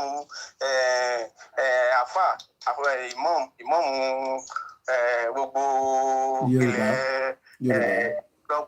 ilẹ̀ Yorùbá bẹ́ẹ̀ ni Ìlọrin ó ní pé wọn yà sí ọ̀dọ̀ títí wọn pé wọn yà sí wọn pé wọn sọ kankan and àtìgbà yẹn mo ti ẹ̀ ń try láti ti gbọ́n kankan bí wọ́n máa sọ débi bẹ́ẹ̀ pé kán máa sọ mo bèrè history yẹn lọ́wọ́ èèyàn ọ̀rẹ́ mi kan tájọ gbé ní bíbí ní Ìlọrin yẹn tó jọ ọmọ Ìlọrin gangan mo bèrè history pé ṣáwọn people ṣé wọ́n dominate ni àbí àwa la dominate wọn ó ní pé wọn dópa àwa la dominate pé wọ́n kàn pé ìjọba àwọn ló kàn darí ìjọba bíbẹ̀ ni pé kò ṣe bí àwọn dominate so àwọn ní láti bá wa ibi bẹ̀rẹ̀ náà pé kíní àmà gbóná bíbẹ̀ so a sì lè lé wọn kúrò bẹ́ẹ̀ pàtó ti ṣáwọn ló dominate báwa la dominate wọ́n kàn gbọ́ olórí mọ́ wa lọ́wọ́ ni. So yes ọdún mo rí sí ni ẹ sá. Thank you so much. Once again, a very good evening, Ama. Welcome to the program. Moki Lubua. Let me quickly, I think the difference between when people say Wogbo is just that your number ethically the right number Emanisuroni, because apparently you multiplicatically the right number tele ematu she mistake bear with us because cost on wale ni ko ti je kito do yin ko rai wale. Once again, a very good evening and welcome to the conversation. One thing is when people say Wogbo, I think what they are literally trying to identify is that there is not much kind of, engagement sort of with a continuous, maybe like what we are seeing, in terms of the rally, in terms of, issues and all that. And a lot of people, eventually, it will trickle down there. Ẹ ti pè the right number tẹ́lẹ̀ kó tó di pé too long pé wrong number ẹ ti disconnect. Mo ti fi 1 and 2 sí iye tí tó jẹ́ ti studio ní 1. Okay. Èyí tí mo ń pè ní 2 ní ìmọ̀. Okay. All right. Ẹ kú iṣẹ́ takuntakun o. Àwa nìyẹn. Ẹ kú iṣẹ́ I really pray for you. More anointing. You are working. bí mo ṣe ń wa mọ́tò mi lọ lónìí mo bá wo fóònù mi mo bá rí àdúgbò kiri ló wà Trafalgar Oxford Street Piccadilly Oxford Street mo ṣe àwọn òpá kìíní ibi àdúgbò ni nítorí mi lọ sí French Street Park to Battersea Southside. So I just see it. Àdúgbò wa ní Kóìkí wa mo wá fi hàn one of my sister too tó jẹ́ pé àjọjọ wa nù kìíní. Mo pè é láàárọ̀ fún nǹkan kan fún iṣẹ́ takuntakun. I really appreciate God in your life. Mo rí àwọn kan tí níbi ilé mi ní Ọláǹbẹ la pè bẹ̀ ní Ogun State ní ṣùgbọ́n àwọn ará Èkó la wà níbẹ̀. Àkútè bóyá o ti gbá Àkútè rí. So mo wá sọ fún màyìnsẹ̀ pásítọ̀. Wọ́n wá bẹ̀rẹ̀ tó mo ti fẹ́ gbé bàbá kan dìde pé kó máa sọ̀rọ̀ nípa Yorùbá nation fún wọn ní àdúgbò ọ̀dọ̀ wa. Bàbá yẹn wọ́n á sọ fún mi pé wọ́n ní bad side wọn lè ṣe àdúgbò ẹ̀ mo ti ń wá etí màá lò. Láàárọ̀ husband mi kàn pé one of his friend pastor. So bó ṣe sọ fún ọkọ mi wá sọ fún pé ó sọ fún pé wọ́n send owó ọkọ máa mú wọn lówó ẹ lọ máa wàásù Yorùbá nation ó ní kí ló ń jẹ́ bẹ́ẹ̀. Which means wọn gbọ́ nǹkan kan. Mo wá ní láti wá gba fóònù lọ́wọ́ ẹ̀ pé mo ń try láti pe bàbá ẹlẹ́lẹ́dẹ̀ pé kó bá wa sọ pé báyìí ó mú wá sọ mo ní táwọn ògbọ́n kan tó jọ bẹ́ẹ̀ lọ́la bẹ́ẹ̀ mo ṣàgbé máa yẹn dìde mo wá ní kó má wọrí wípé ó wá ní báwo ló ń ṣe fẹ́ píkọ̀ mo ní màá wá èèyàn tó máa wá kọ́ wọn bó ṣe máa bẹ̀rẹ̀ sí ní ṣiṣẹ́ yẹn ó mọ bí pé láàárọ̀ wípé how can you help me to coordinate this man so that I will spend the money. All right, I think let's emphasize again when people are saying work, but I think because our people at home. No. Any sọ̀rọ̀. Ebi mo fẹ́ sọ̀rọ̀ ní sí mo fẹ́ kọ́ brief lórí nǹkan tẹ́ sọ, and exactly tẹ́ sọ náà ní the last caller sọ, and I think my understanding is our people at home wants to be coordinated just as the political party has been coordinated today in Yorubaland. And whether we like it or not, the political party are well coordinated up to the grassroots because they have meetings, they have numbers, they have ID number, they have contact of somebody to speak to. So táwọn Yorùbá sọ pé àwọn ò gbọ́, gbígbọ́ tó mì yẹn pé wọ́n ti wá establish Yorùbá nation lọ́dọ̀ wọn. Wọ́n ti gbọ́. Ta ló máa ní wọn gbọ́ pọ́n bí Sunday ẹni that's okay ẹni tán ní wọn gbọ́ but wọ́n ní kẹ́ send owó wá. Okay but ẹ sọ̀rọ̀ owó nísìnyí àbí kankan ẹlẹ́ni ẹ béèrè owó. Ó wá ń bèèrè lọ́wọ́ mi pé báwo ni wọ́n ṣe fẹ́ help àwọn kan sọ nǹkan tóun máa ṣe. Oh no, the same thing náà là ń sọ. I think what they are saying is they want to be coordinated. Wọ́n gbọ́ ó yàtọ̀ sí somebody that wants to be coordinated because every day in Yoruba land they are holding one political event, one political meeting in the grassroots. And that is what is not happening lórí ọ̀rọ̀ Yoruba nation. People are not making meetings upon meetings. Àwọn kan ṣe but kò tí spread around the Yoruba land in terms of meetings about Yoruba nation because àwọn kan ṣì ń fi pé kò ń ṣerú nǹkan táwọn ò lè máa ṣerú pàdé bẹ́ẹ̀. Whereas ìpàdé bẹ́ẹ̀ láti lè wáyé because kò ń sọ̀rọ̀ terrorism lẹ́ ń sọ̀rọ̀ lé lórí kò ń sọ̀rọ̀ anything. Ìpàdé pé a fẹ́ lọ kò ń ṣe crime lórí ilẹ̀ Yorùbá. So ibi tí problem wà nìyẹn ọ̀rọ̀ pé ta ló máa ní wọ́n gbọ́ pé wọ́n mú Sunday Igboho wọ́n gbọ́ náà wọ́n dẹ̀ mọ̀ tí Sunday Igboho tó ṣe mú fún. So but in turn expect ni pé what they want is they want to be coordinated, they want people. Ó dàbí ìgbà tí wọ́n kọ̀ fẹ́ káwọn kan wá sọ pé òkè o níbí báyìí o àti fi òǹtẹ̀ sí bíbá yìí o kẹ́yìn náà lè máa ṣe Yorùbá nation náà and they will pick it up. Èmi tẹ̀ tí wọ́n mú kàn mú láàárọ̀ yìí pé we will be the coordinator in that area. But like I said, what we will just do is we will connect people, they will talk to them, and then if they need for them to go, and then they'll take it up from there. Connect, please. Okay. I don't mind to okay. Well, like I said, it's still the same. Although most of Baba Stephen, nígbà tí mo pẹ́ tí mo yóò kẹ́ẹ̀tẹ́, mo pe Baba Stephen immediately. Baba Stephen ti wá sọ fún mi pé àwọn ti pe ẹnìkan All right. Let's have this conversation. I think it's it's becoming more.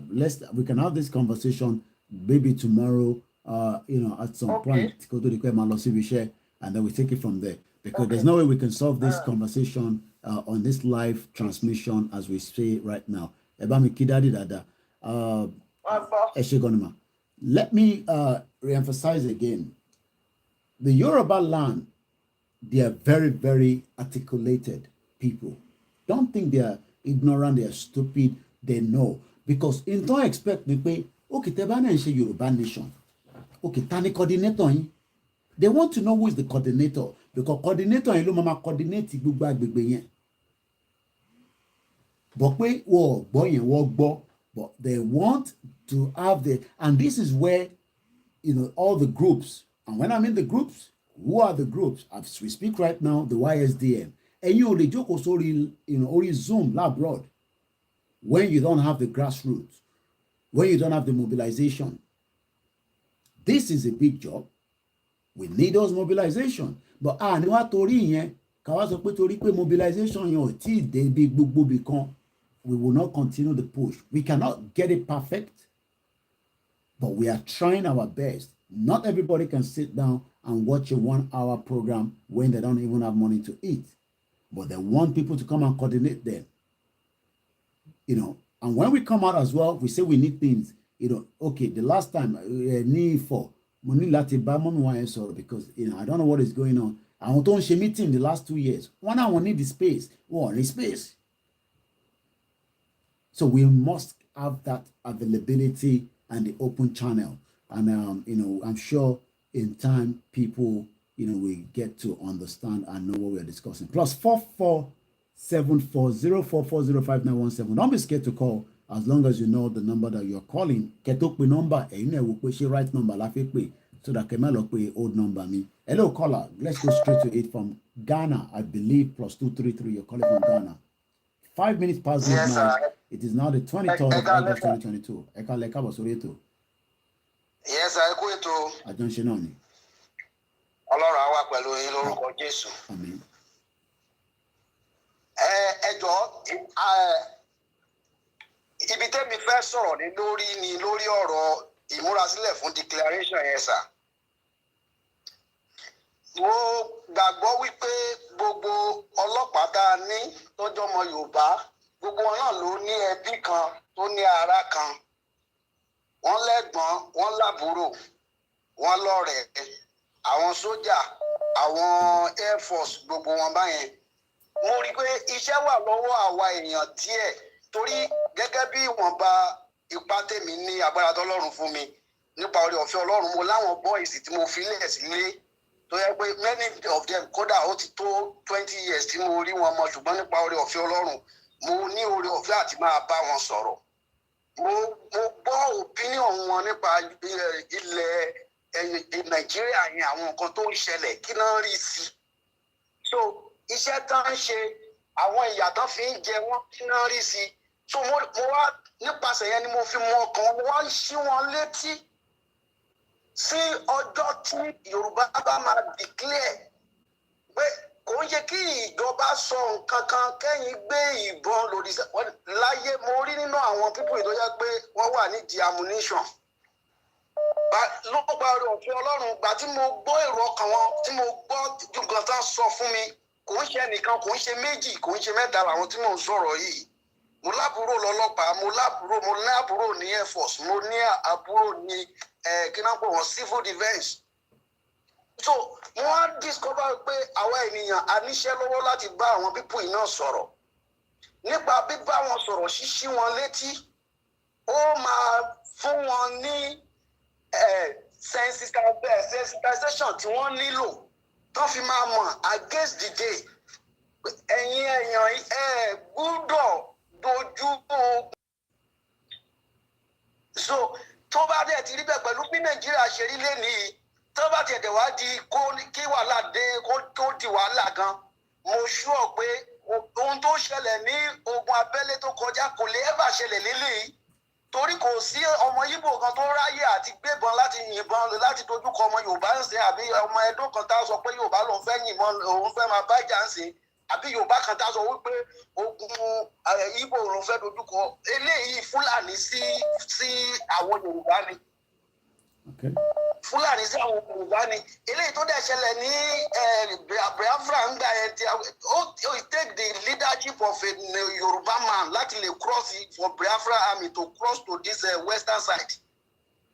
So màá fẹ́ kí àwọn ènìyàn ká gbìyànjú àwọn tá a ní ẹnìkan ẹni méjì nípa gbígbá méjì sọ̀rọ̀ bá awareness yìí náà ṣe máa kárí nìyẹn kódà tó fi dé local level tí à ń sọ̀rọ̀ ẹ̀ yìí ká máa bá àwọn pípù yìí sọ̀rọ̀ lóòrèkóòrè nípa bẹ́ẹ̀ à lè wí ní ọkàn wọn tó jẹ́ pé mo ti rí nínú àwọn pípù yìí tó jẹ́ pé wọ́n ti gbà pé ọjọ́ tí Yorùbá bá dìklẹ̀ àwọn asálámì ni wọ́n á sá mọ́lẹ́ nínú wọn tó yẹ pé sanfara náà wà nísìsiyìí tó ń fẹ̀mí wọn wéwu so pé àwọn máa sá kúrò ní àmì yẹn ni so mo fẹ́ rọ̀ wá kí àwọn ènìyàn kan máa bá wọn sọ̀rọ̀ ní ọ̀kan òjọ̀ kan ká má fi wọ́n lẹ̀ títí tí ọjọ́ yẹn á fi dé Ọlọ́run á fún wa ṣe lórúkọ Jésù. ẹjọ́ náà ń tẹ̀dá mi lórí eléyìí tí mo sọ ló tẹ̀dá àwọn tó wà ní Ghana ẹ̀jẹ̀ tí mo tẹ́tà lẹ́ni tó wà ní Ghana tó bájọ ní èrò náà ẹjọ́ Ọlọ́run ẹ bá mi announce ẹ ní platform yín so ká lè mọ bá ṣe máa kóra jọ níbí báyìí. ẹ ṣé gan ni thank you so much. Also, let me use this opportunity because of so many people that reach out to us, back to back. We want people, we need a coordinator. I'm putting it out today across the globe on our platform. I want to know who is a coordinator to a particular group. I might not know the new ones. I might not know the old ones. If you are running a particular WhatsApp group, the way I will be able to find out quickly, you have to send me an email. Mo fẹ́ mọ̀ group tẹ́yin ní kódà tó bá yẹ pé group yẹn ìtàlẹ̀ tí operate, whether you are in Oman, definitely ẹ máa láwọn kan nílé then communicate pẹ̀lú. Why not share that information with people like us so that easy fáwa náà láti link àwọn èèyàn because irú tí ìyàwó pè yẹn nísìn àwa lè má ní time yẹn akọ̀lẹ̀wò pé kíkà kọ̀ wórí chat wa okay Ìkẹjà ẹ ṣe pé ní báyìí. I do that all the time, but I might also be sending the wrong people to the wrong people. This is the job of the YSDM. So how do you get those information to me? Ẹ máa send email. Ẹ bá send phone ní or ẹ bá contact me pé Mr. Koiki, our èmi coordinator. Monica, add me in a group, because if you add me to the group, I'm not going to be involved. I can't be in all the groups. There's so many groups are just there. Message voice. I am not active in any group. I am more active communicating to the people than the group. Though I send messages into groups, but I need to know how many groups and who are you. So you can send me an email, musakalan@gmail.com. Or you can send a message through info@koikimedia.com. Those two emails, whether you have an American, different countries as well, because we have people that are calling me in Texas and places and say, Mr. Koiki, if we don't know you, it's difficult for me to link people, with you as well. So maybe if you are in a group, give me the name of the group. You need to send me the name of the group, and I am the coordinator with your number. I can do a verification with my phone. If you are somebody that I have before, I would definitely, I've known you. Even if I've known you before, let us kind of reestablish that communication again. Mr. Koiki, Emini coordinator Libya, Ajani Ajala, Atuni another coordinator, send the group, send the semi, but local group. Then what I would then be doing is I will now update, my own small database that I have, and with that small database, I can quickly go into my spreadsheet and say, okay, I'm only one by. So if you have not done that before, or you have done that, don't add me to those groups. I will not be active, and it's a waste of time. Let's go back and take more calls. Mukin Yawadeni Kelfi, Pasonyi is already on your way. And now let's go straight and take more call. We're talking about the rally. We're reviewing the declaration, and we continue to ask, for a peaceful exit out of the contraction called Nigeria. We go to the next caller. Hello, good morning. Mr. Kweki, Equito. Our name. Ní alẹ́ àná nígbà tí mo ṣetán tí mo délé láti ibi iṣẹ́ so mo dúró bẹ́ẹ̀dì mi kò lè sùn wọ́n á pè tí màmá mi waste time ara mi ìjẹ́ mi lè jáde báyìí bí mo ṣe gbé mọ́tò nìyẹn mo bá jáde mo máa ṣe Uber àṣẹ Ọlọ́run fẹ́ kí n pàdé áńgẹ́lì kan ni. I met one man. The man is from South Africa. He's one of the ambassador in South Africa to America. In the midst of discussion, where am I from? I'm from Nigeria. I don't know where we relationship in Nigeria. Nigeria is about to divide. Money, yes, we are working tirelessly about that. Only, but we are not wise. Money, why? Only if we want to divide, if we want to go on our own, only we should not wait for any international body. All what we need is to inform them. If we can show from our lawa, let's what divide you are, then that is bashe, low or can you help? Only division of Nigeria, division of Yoruba, if Yoruba is going, Igbo is going, only is a domestic something that doesn't involve any international body that we need to settle it amicably. Only 10 years ago, see United Nations at United Body Timor, if Nigeria is going to divide any moment from now. Any time, any moment, Loma divide. Only that is why don't be call handcuff. Only continue shape for Buhari, ni Batu Soro, ni United Nations. It's like one free handcuffs in lower. What does it mean? Only they gave him a guideline of what he need to speak about. And he wrote a memo on it and he read it out. That he supports self-determination. Ono the Kasita, the United Nations. Everybody he supports self-determination, and what we need is self-determination, and we are working towards our self-determination. All our day could law on our own. I want to United Nations. Only United Nations. Only United Nations, opening you together. Only United Nations, now separate you. Our own is to separate ourselves and move on our own. Only but our nation is to make power confused. Only our stagnant is where I could do so to honey. Only got a nation is to Mave Jaro. Only Ki Agbera, Ki move, Ki they declare our as a nation. Under self-determination, nígbà tí Buhari bá wá sí United Nations meeting yìí yìí, ó ní tó bá ti wá tàdé declare ara wa nílé, ó ní bẹ́ẹ̀ ni wọ́n ti fún nasalom kó má padà síbẹ̀ mọ́ pé these people have already declared themselves. Ó ní so we should not fear, we should not be scared. Ó ní tó bá jẹ́ pé Nigeria wà in state of comatose. There's a problem in Nigeria that warrants the involvement of a United Nations.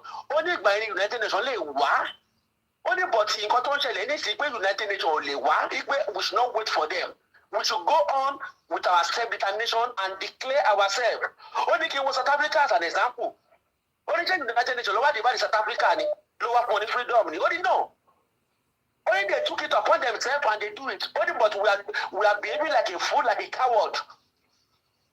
Only can declare our only can chase but our meeting United Nations.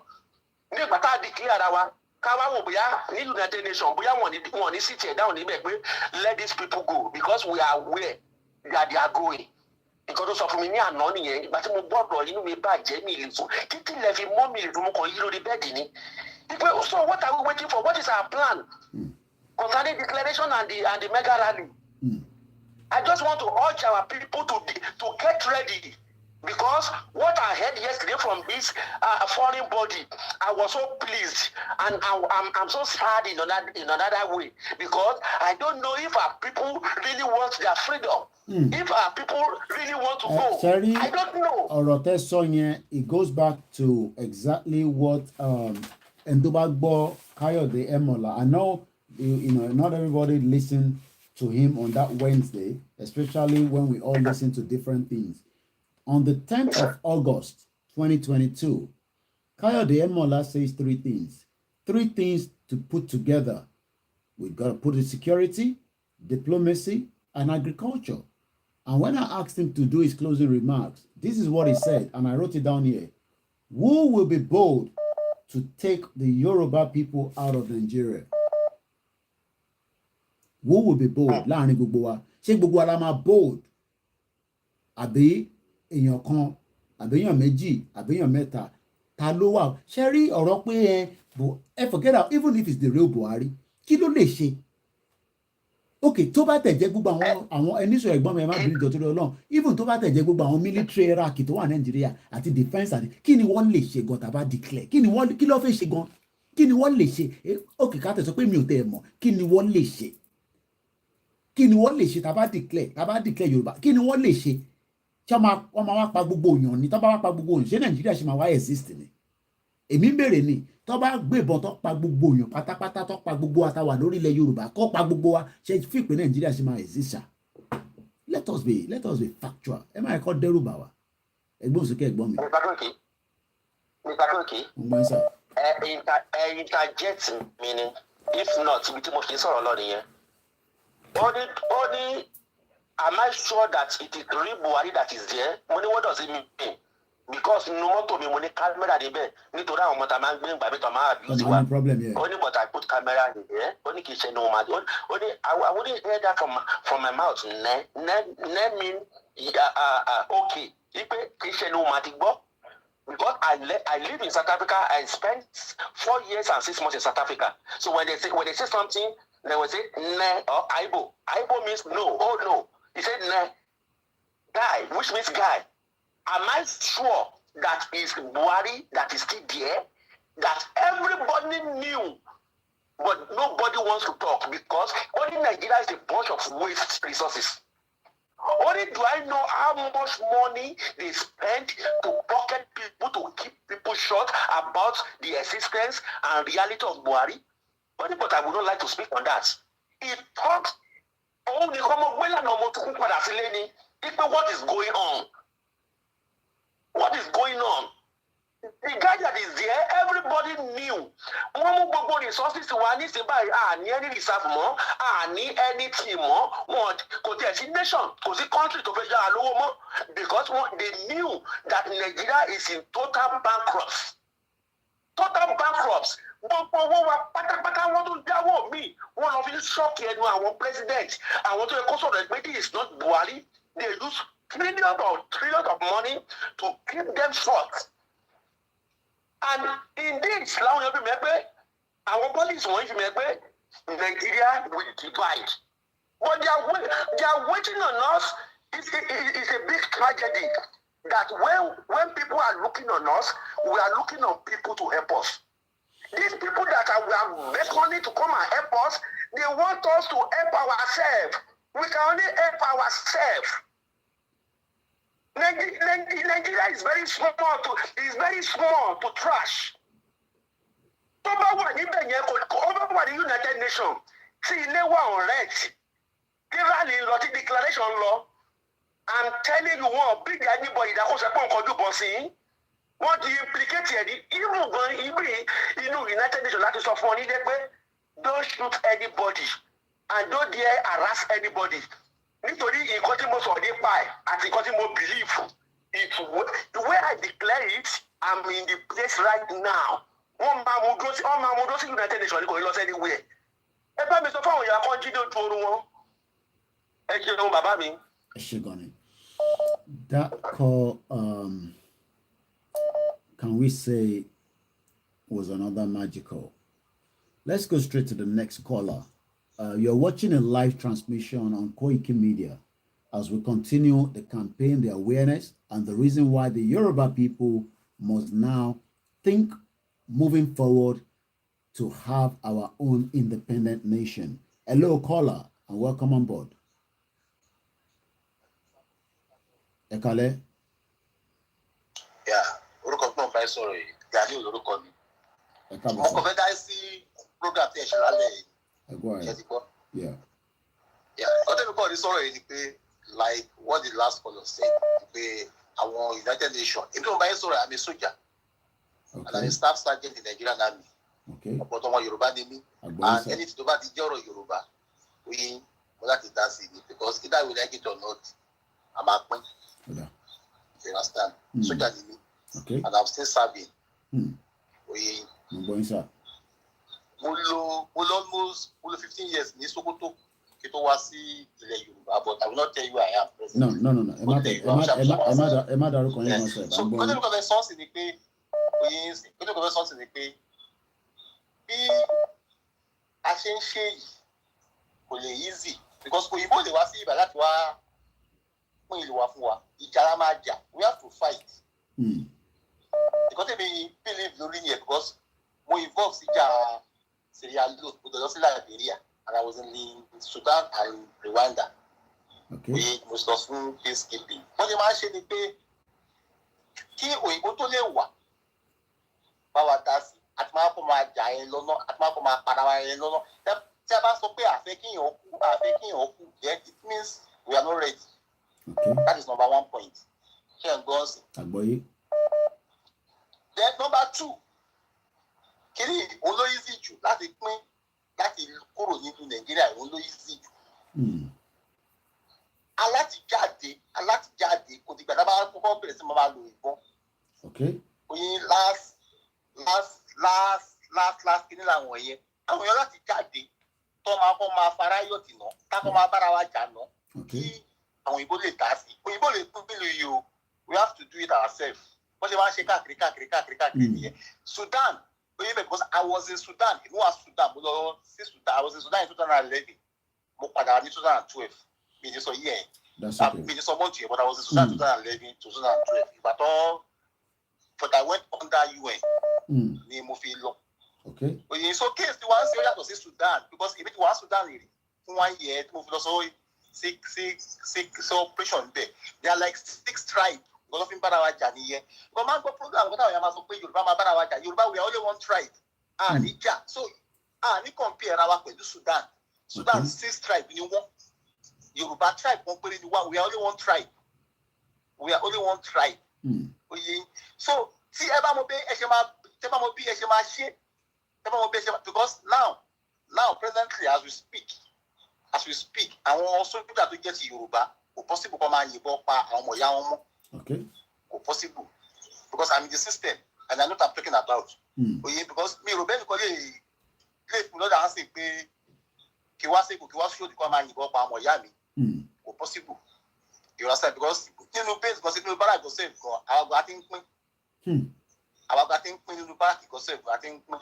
So bí mo bẹ́ẹ̀ ṣe máa coordinate program yẹn tó yẹ pé ẹ máa bá àwọn civilian sọ̀rọ̀ nílẹ̀ Yorùbá wọ́n máa kọ́ bẹ̀rẹ̀ ìjà yẹn náà tó bá ti bẹ̀rẹ̀ ìjà yẹn that is for me everybody with his own opinion. Opinion tèmi mò ń fún yìí ń sìn oyin bẹ̀rẹ̀ ń sìn. The only way that lè ṣe kíní tó máa fi yá because abá ń tọ́jú àwọn òyìnbó will not come to Nigeria and divide this country. It's not possible. It's not done anywhere. America ò lè wá sí bíbá, Russia ò lè wá sí bíbá. It's not done anywhere. Donate tó lè ṣe ni pé lábẹ́lẹ̀ wọ́n máa fún wa ní ammunition. That is the only thing they can do. The highest tó máa ṣe nìyẹn lábẹ́lẹ̀ wọ́n máa fún wa ní ammunition tí government Nigeria ò tẹ̀lé mọ̀ sí ni. Kò yé bẹ́ẹ̀ sìn.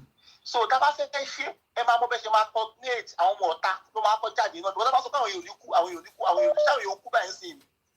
Àwọn èèyàn kú náà. You understand?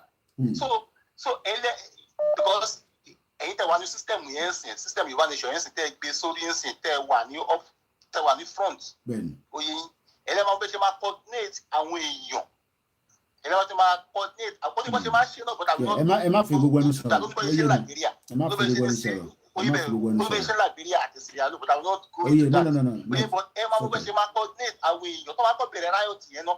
Tí riot yẹn bá ti bẹ̀rẹ̀, and it's not something to máa kọ́kọ́ ṣẹlẹ̀ fún kan bí 1 week, 2 weeks. It will be a long riot ni. Tó yẹ kó máa lọ days, like 1 month, 2 months, 3 months, 4 months, 5 months. Tá máa lọ bẹ́ẹ̀. Ìgbà yẹn ni àwọn ìbò ṣe wáyé sọ pé okay, what can we do? Tó máa pè Yorùbá jókòó, tó máa ní ká ṣe tí kìíní yìí tó máa fi lè stop ìgbàlá yìí. Then that's when we now bring our own option pé a fẹ́ lọ ni. People don't say pé àwọn fẹ́ lọ ni. Then I also have no choice. Okay. Before you so get Ketolo, I just want to take one. What is the kind of a conversation Laurie Biafra Yoruba Nation?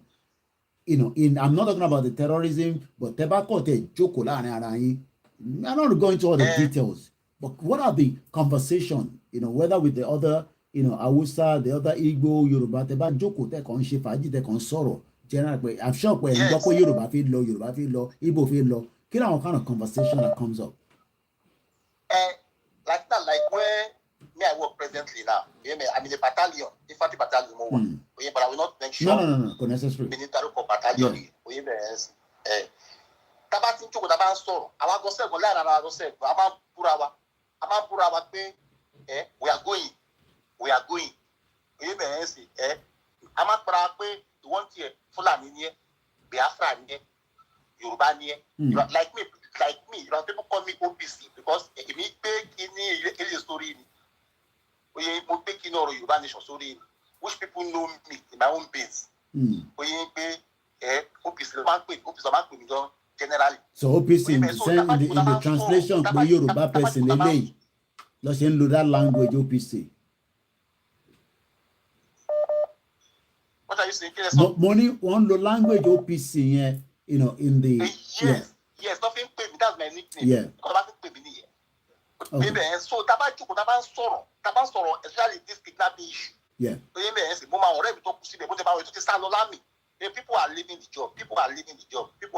Tó bá pè mí sí pé kí n lọ sí notice nísìn, notice kí lọ jà ń bẹ̀ ní pé kí lọ bá Boko Haram jẹ́ I will just put paper. Put papers ready because I have many of my colleagues. Because I'm 250 can resign just I think 2 days ago. Laurie news. I think about 250 resigned. Yeah. People are going. People are leaving the job. Even our concept go to Suwa. So that's not the truth of the issue. Our concept go to Suwa. Me the Yoruba more Yoruba to jam me lẹ́yìn nsìn. Ó máa gbé bọ̀ nsìn. Ó máa kọjú ìjà ìsàn àwọn ọ̀yá. Kò lè possible. Because àwọn táwọn àdúrà mi nísìn báyìí nsìn. Àwọn táwọn àmì ìgbà ẹ̀ sí àti gbọ́n kò dàbí àwọn àmì táwọn bá sọ jẹ́ fún wa bí ẹgbà ẹ̀ táwọn di àtàwọn àbáṣà àwọn táwọn àmì ẹ̀ sí. Ẹ ti mọ bó ṣe ń lọ. To kill our own people. Okay. So the next thing come as of is pé tó ní tí kò máa bẹ̀rẹ̀ sí pé tẹ́ bá mo bẹ́ẹ̀ ṣe máa ṣe riot yẹn tí riot kó máa kọ́ bẹ̀rẹ̀ lórí riot yìí bó ṣe ṣẹlẹ̀ ní Sudan bó ṣe ṣẹlẹ̀ ní Sudan because I was in Sudan also bó ṣe ṣẹlẹ̀ ní Sudan bó ṣe máa ṣẹlẹ̀ nìyẹn. Hello, Mr. Fatah Ogunmafi. Yeah. Okay, let me ask this before I'm going to let you go, because I know you've given us so much. The last question is there probability that there could be a coup? I don't know whether you've had any of that news filtered through within the barracks. Is there a probability? The only time I know you wanted to be a coup is in October 2020. 2 years ago. On the 22 of October, but in Syria, I was on the 21, on the 22. Then the military have no choice than to take over the power from President Muhammadu Buhari. Then he got me months in the Buhari over hand over from military. Because I just didn't call money. This in the events, Buhari, who possible keep Buhari hand over for army. What can I say to cook with it? And they know what they are doing. So the next thing I'm supposed to be a job to roll on. Never will be my ship. Never will be my cocoa or time or time. Tomato better riot and charge them back the and it's not going to be a week riot or 2 weeks riot. Oh my God, long riot. Then from there, the fight will start from here. We appreciate. That's only time. See, I will go and my work to get pick out. Can we have our settle? Okay. Then they will ask us what we want. I'm also going to here because we appreciate. Thank you so much for the call. Ebamiki Omoduayi. Wow. It's getting very hot in here at 12:35. This is a live transmission. As long as you are calling the studio line, you will get through. But you have to be, because there's so many people that are trying to come through as well. Another brilliant caller, giving us some few tips there. Let's take the next caller. Hello. Mr. Koiki. Good morning. What an interesting night.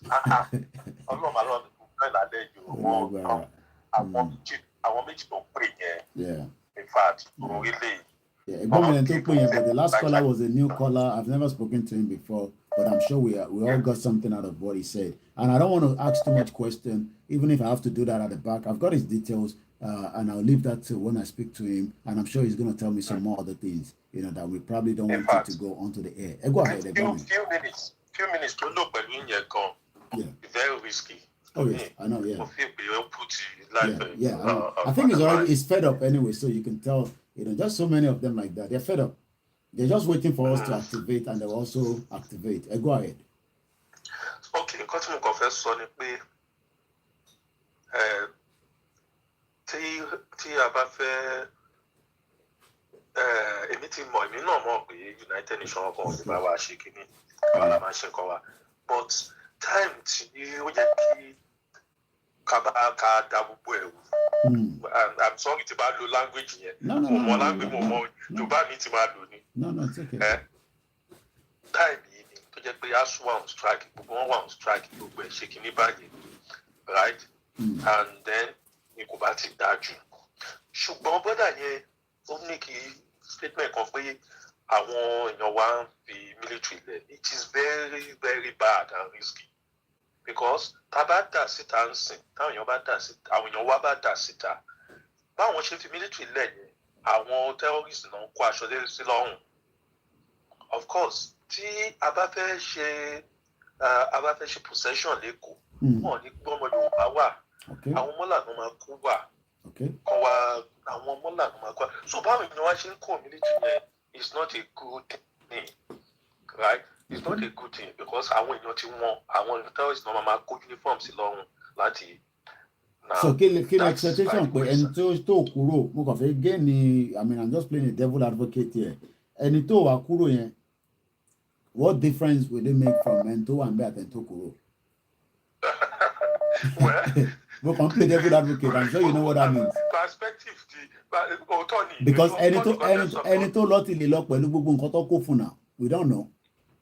And he's already gained a lot of training from there because ẹni tó wà ń bẹ̀ gan probability pé ọmọ apá bọ́yẹ pa Tolúlọpá Rótilẹ̀ if imagine tá bá ní Tolúlọpá Rótilẹ̀ tó wà on our side as she was killed only God knows why that happened. Imagine I would have loved Tolúlọpá Rótilẹ̀ kó wà pẹ̀lú wa than bó ṣe pa nísìn tá a rí lò mọ́ nísìn so ẹni tó wà nínú sójà ní ẹgbọ́n kan tó sọ pé tó bá ní kó wá níṣó ní Sambisa àbí kí ni òun náà máa fẹ́ kẹ́ ó máa fi rége tó bá dẹ̀ fi rége kò ní pé àwọn tó ń fi rége yẹn ọkọ̀ kan tó wà lọ́wọ́ wọn sílẹ̀ náà they got training they have understanding so yes I understand they will put more which they are doing anyway ṣèbí Zamfara ló sọ pé repentant terrorist ó ń bá wọn pa terrorist so àwọn ti forgive ẹ̀ èmi ò gbọ́ yẹn rí láyé mi ẹ lọ kọ́ wà lórí news Zamfara state deputy àbí governor wọn sọ pé terrorist tó yẹ àwọn ọmọ kingpin ó dẹ̀ ti bá àwọn náà pa terrorist so that way àwọn ti forgive it so I think what we need to first understand kó tó di pé mo tún jẹ́ kẹ́ padà kẹ́yìn náà tún sọ̀rọ̀ ni pé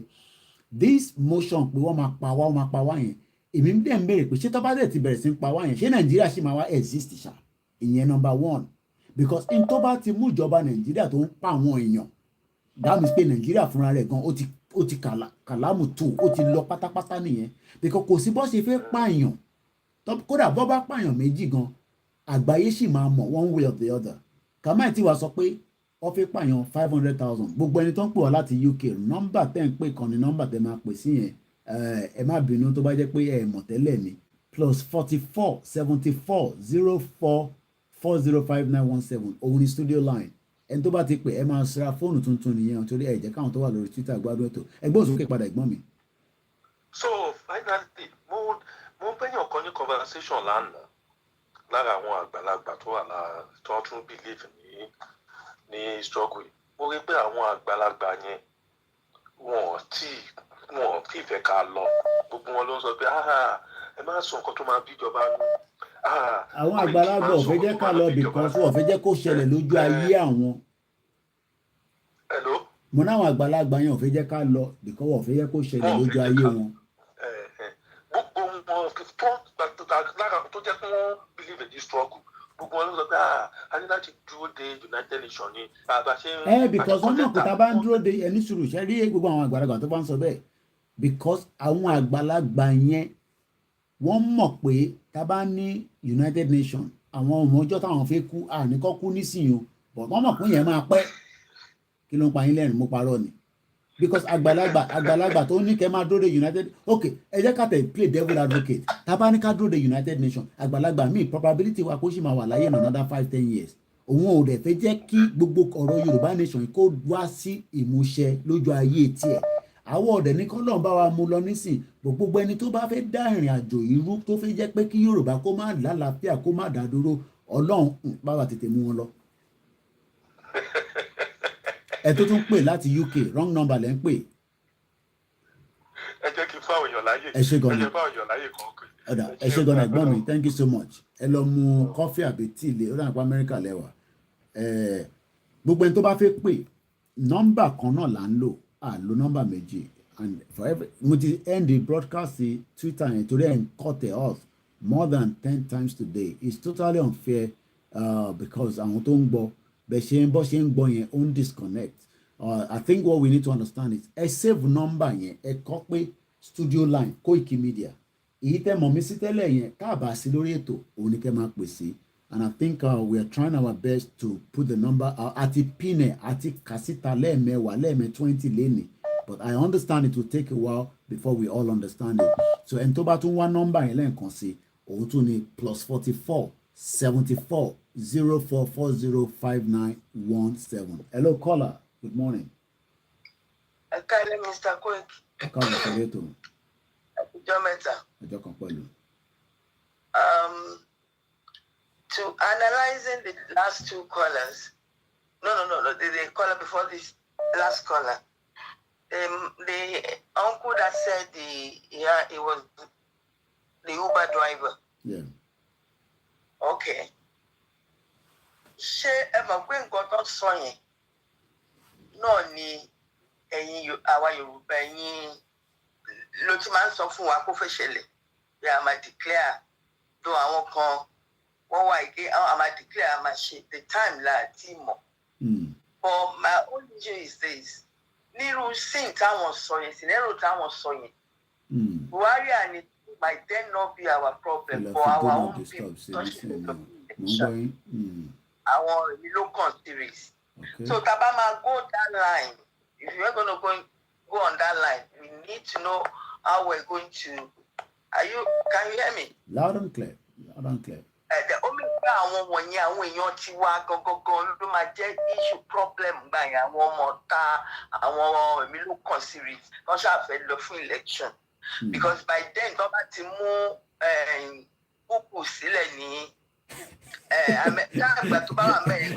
tọ́ba ti arrest ẹ̀ sílẹ̀ ní tọ́ba ti arrest the bubu okay mo ti rí do not disturb okay mo ti fi do not disturb let me see let's see that one will work àti ibi ẹ̀dá ọ̀ ẹni tọ́ba ti mú bubu sílẹ̀ l'Amẹ́ríkà. l'Amẹ́ríkà tàdé ní ti kíláàsì ọ̀pá àwọn yẹn ló máa dìde àwọn governors wa àwọn èmi ló kàn sí rí so bá ṣe máa fún àwọn yẹn la máa prepare. Then the second scenario the soldier guy tó ń pè tó bá ṣe pé line yẹn ò lè work torí pé a ti pẹ́ go on kí ni nǹkan tá a prepare fún mega rally. Àdẹ̀fẹ́ kó wà peaceful. Tí a gbọ́ mega rally èmi mọ̀ pé spontaneous action máa happen ìyẹn ló dẹ̀ le jù. It might not be sustain. Tabade ti mo ko le ama sustain e lo ni. But since e pe mega rally nse ẹni kan ma ja. So everybody ko jáde. So ìyẹn lè máa ti wé ibẹ̀ yẹn pé do we wait on tí àwọn èèyàn react naturally or we go on mega rally. So ìyẹn ni àárín yẹn. But tell me parents in the pay. There has been a confusion about mega rally, the declaration, and okay, we're waiting for people's reaction. That one, I'm hold on mega rally because mega rally, to see but I declare. Explain that. Are we going to declare? During the mega rally, or we're just going to do the mega rally I don't know what the plan is with the leaders. So all I'm told is that there's going to be a mega rally. Nobody has said there will be a declaration during the mega rally that I'm aware of. Babakinte was still in the meeting with the media on Sunday. No. Nobody's mixing it up. Nobody. What people are just saying is the preparation for the declaration. Nobody is mixing it up, and I can ask that question. Has anybody mixed it up that a mega rally is also the day of the declaration? No, nobody's mixing. People just want to know that there will be a declaration at some point before 2023. Nobody knows, when that is going to happen. And I think the reason why declaration is coming up and up, even some platforms are probably not talking about declaration. They're talking about some other things. But the reason why declaration is coming up a lot on our own kind of platform is because people are saying, I think that is the only way out now. Okay, ta ba declare kila fi ma se. Ẹ ti get point mi nisin. Ta ba declare kila fi ma se. That means we will just continue the awareness, the campaign, and then election will come up, and then we will continue campaign and awareness. I don't know. So, I hope some of us, most of you, I want to because some of them maybe they are confused or they don't even know because because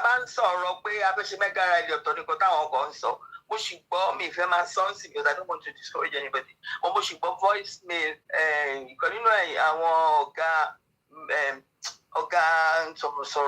don't sọ pé àwọn láti kọ́kọ́ lọ UN, àwọn láti kọ́kọ́ ṣe just 3 days ago. So they just need to be on the same page. What we have to do now is to mega rally. Because a lot of people that lost we are target because we are eager. Okay. God bless you. All right, let me reemphasize what I had. I was in a meeting with Babakitoye with the media on Sunday. I'm not sure whether it was transmitted because I couldn't find it on the World Media YouTube. Maybe Intebali Laubawa check it. But what I heard from Baba when he was speaking to us, and it's important that you all listen a little bit to this rather than trying to call. And please do not call if you are not sure of the studio line, because even the Montefici do not disturb. To penetrate Wale. So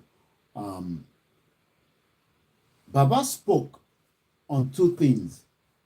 He was upset on one and he was happy on one. So two things he told us on Sunday. And the first thing he said was, he gave us again of the reason why the Yoruba needs to, to get the hell out of the shit old country called Nigeria, and all, things that we've had him talking to us, continuously. He also talked about how we cannot really reveal the countries that we are talking to, because as we know right now, my map me my daddy listen. The world, Casey glasses with the chapel. The world as it stands today, Agbaye Leni, whether we are saying that Nigeria is a shithole or not, to the international community, okay? To the world of today, Nigeria is still a sovereign country. And what that means is, the last thing that you want to do, this is, I might not get it as Babashi itself, but I'm just kind of summarizing it to a layman, okay? Can you understand? the last thing you want to do is say, ọmọ àwọn olùkì máa dárúkọ olùkọ́ nísìnyí yẹn ni wọ́n máa fi ìyẹn ni bí àníwò TV máa fi ṣe ìyẹn máa fi ṣe headline láàárọ̀ ọ̀la ìlú yìí wọ́n ti support Yorùbá nation tiwa ló ń ṣe ìlú tó wà ń bíbà èmi nìkan ni mo mọ̀ ìlú tí mo rí mo ní sọ it doesn't happen like that because Nigerian government will go after that country and will say that country wants to break up Nigeria. So the reason why the world is watching, but they are not saying much because Nigeria, whether we like it or not, Nigeria is a sovereign nation, even though we know it's not, among ourselves. But as the world stands today, they recognize Nigeria, and there's no doubt about that. Does not mean it's working. Does not mean there's no problem. Does not mean it cannot be break. So then, they've spoken to countries. And also, it was asked, how many countries? Again, he says he cannot tell us how many countries. But the good thing is, countries are already, being aware, and they are in support, but they're not going to give us all the details. Then the second part that he was not happy with is this allegation about different things, or, he was not really happy with that. And he said he listened to a particular voice note. I don't know what voice note it was. And what the voice note here is like, voice note here, my phone battery is going flat on this one. So I need to turn it down. We expect to bring the show to an end. I'm not spending the whole night here. So maybe we should just start winding down. And I think we've done 2.5 hours. So if you don't get through tonight, you will get through tonight some other time. Maybe we should wind it down at exactly 1 o'clock. So we'll leave the call for tonight. And I can come back at the Tibati Tilosson. Can maybe if I have the strength, I wake up in the morning, we can do the morning show. If otherwise, we do it in the afternoon after Star Radio UK. That's if I'm about to drag me daddy Lola, because I have a lot to do. I want to order flag. I got try to buy send it. I send it to 30 rigba. I do one. The smaller ones and contact us. And we can get it done, and that's all I can say. So I think we will wind down. I will end the program at 1 o'clock. So I'm not going to take any more calls so that we don't overshoot the time. So at least we only have 10 minutes, to wind down. I appreciate everyone that have joined us tonight as we continue to prepare. Okay, Murimbe Yami Molara Ekalema. So while we are preparing our mind for this rally that nobody knows, why not take the example of our caller, our mother that says, I want to prepare your 100. She doesn't have to contact me. She doesn't have to send money to me to send it to. She's just doing it directly. So that means she's engaging. But all she needs now is just a bit of assurance, maybe people to talk to them, and that we will sort that out. Oh yes, Motisanti Baba saw. That's all he said. Baba just told us, that. And then he talked about the rally. He was asked about the rally, and I think the good news that I heard from him is we might be giving between 3 to 4 days notice for the mega rally. He talked about Lagos. He said Lagos was where we were not allowed to have a rally, but there will be a rally in Lagos. So whether this mega rally will be in Lagos, don't quote me saying that, but he says, and he also says that,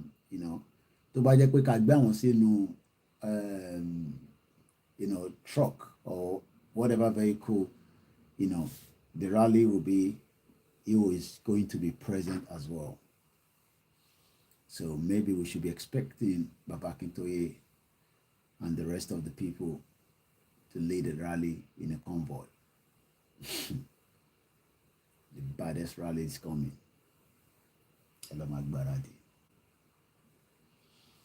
So, chicken rephrase it. I beg Bomidada.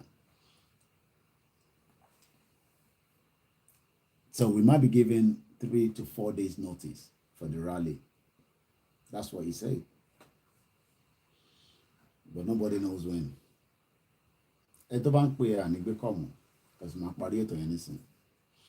Our contribution that Balale, I think is good. Does not mean that I appreciate the internship pay. Eshegon Baba can't wait. You have to call me after the broadcast. Yeah, Koiki, I have to just check on you. Thank you so much. So we all prepare for the rally. No time to check time. Okay. And tó bá láṣọ Yorùbá nation, ẹ má worry, ẹ wọ white wa, kẹ̀dẹ̀ ní handkerchief white. And tó bá lè ra torchlight. Yeah, ẹ jẹ́ ká play voice you don't see Igboho. Mo ti lọ ṣé gbogbo ilẹ̀ ti rí fídíò yẹn mo ṣáà ti download ẹ̀ lálẹ́ ẹjọ́ yẹn mo promise yín a dẹ̀ ti circulate ẹ̀. Ẹ jẹ́ ká play èmi náà ti di lọ mo ti ní tòsí nísìn. Bóyá òun lè lè ẹ̀jẹ̀ rìn wọ́n rìn padà kí wọ́n yọ ọdún ẹ̀ jáde. Ṣe tí ọdún mi ò jáde kẹ wọ́n sì lò ó.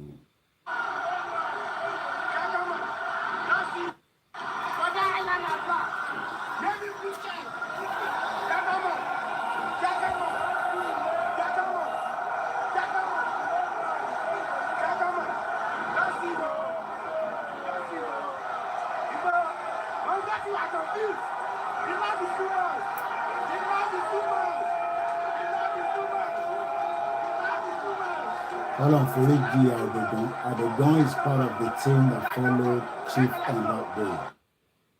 Let's see if I can play it again. I'll play one more time.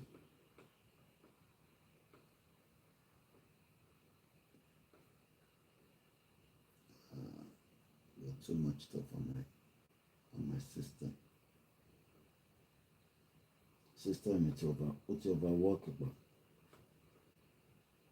Take way 2 years.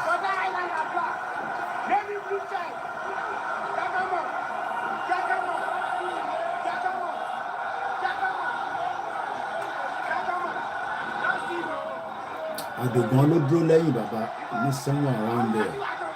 Ọlọ́run foríjì. Yeah, Adegan ló wọ black yẹn. Adegan.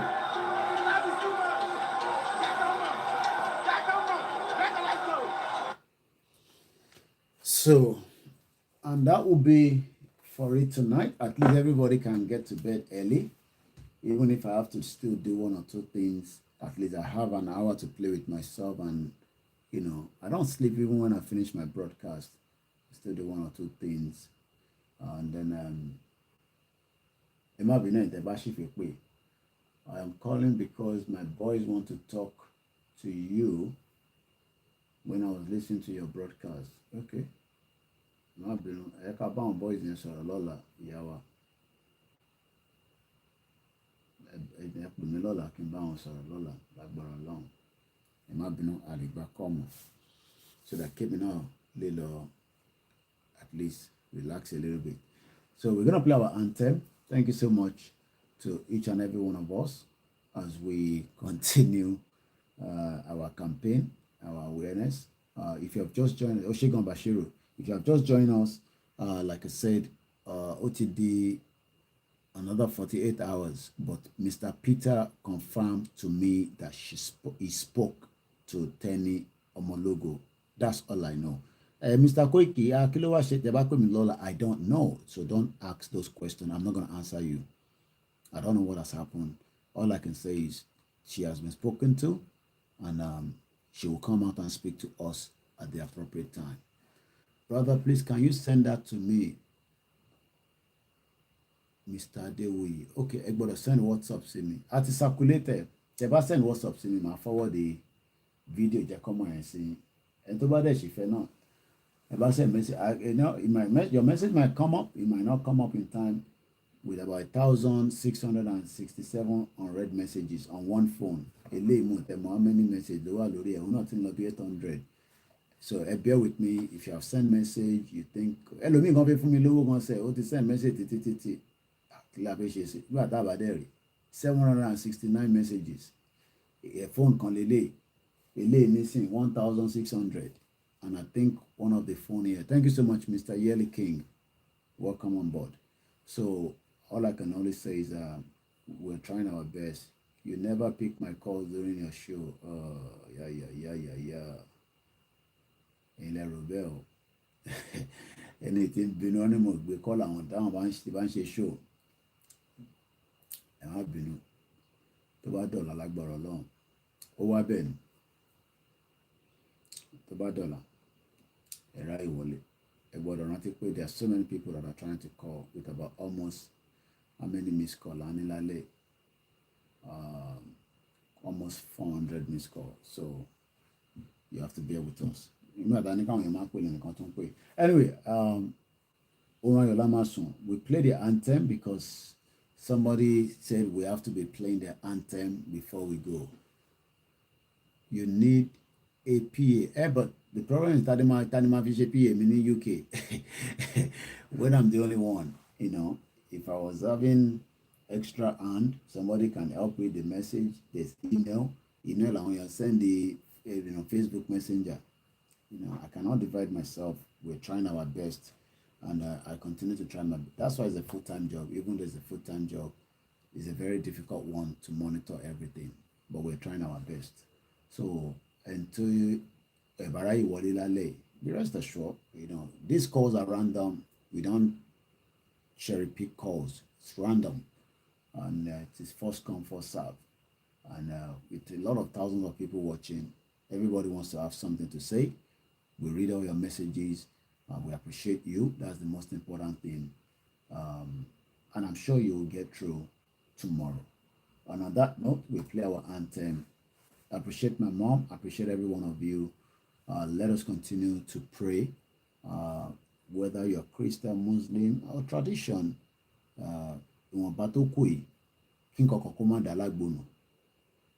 which is very, very important. There's a lot of people to pay that Agbo Yoruba nation directly or indirectly. And that's the last thing we should allow. In 2 years, in 35 years, in 40 years, in 10 years, in 3 years. It doesn't matter whenever.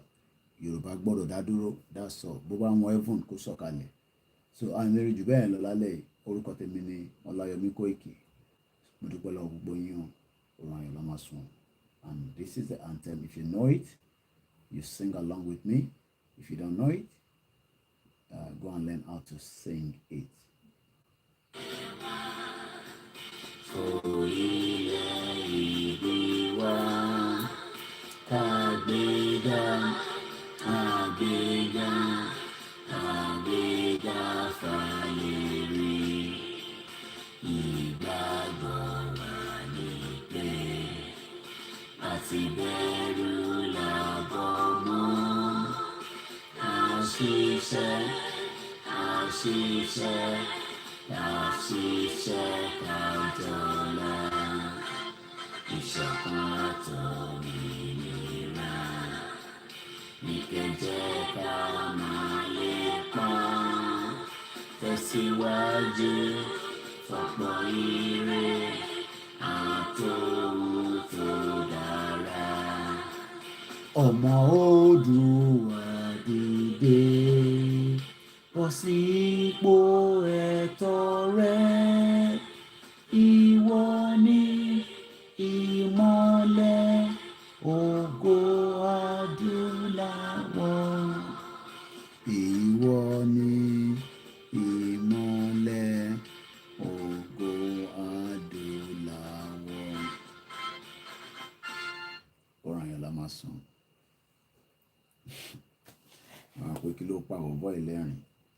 I'm just happy because I know we're getting closer. Bye for now.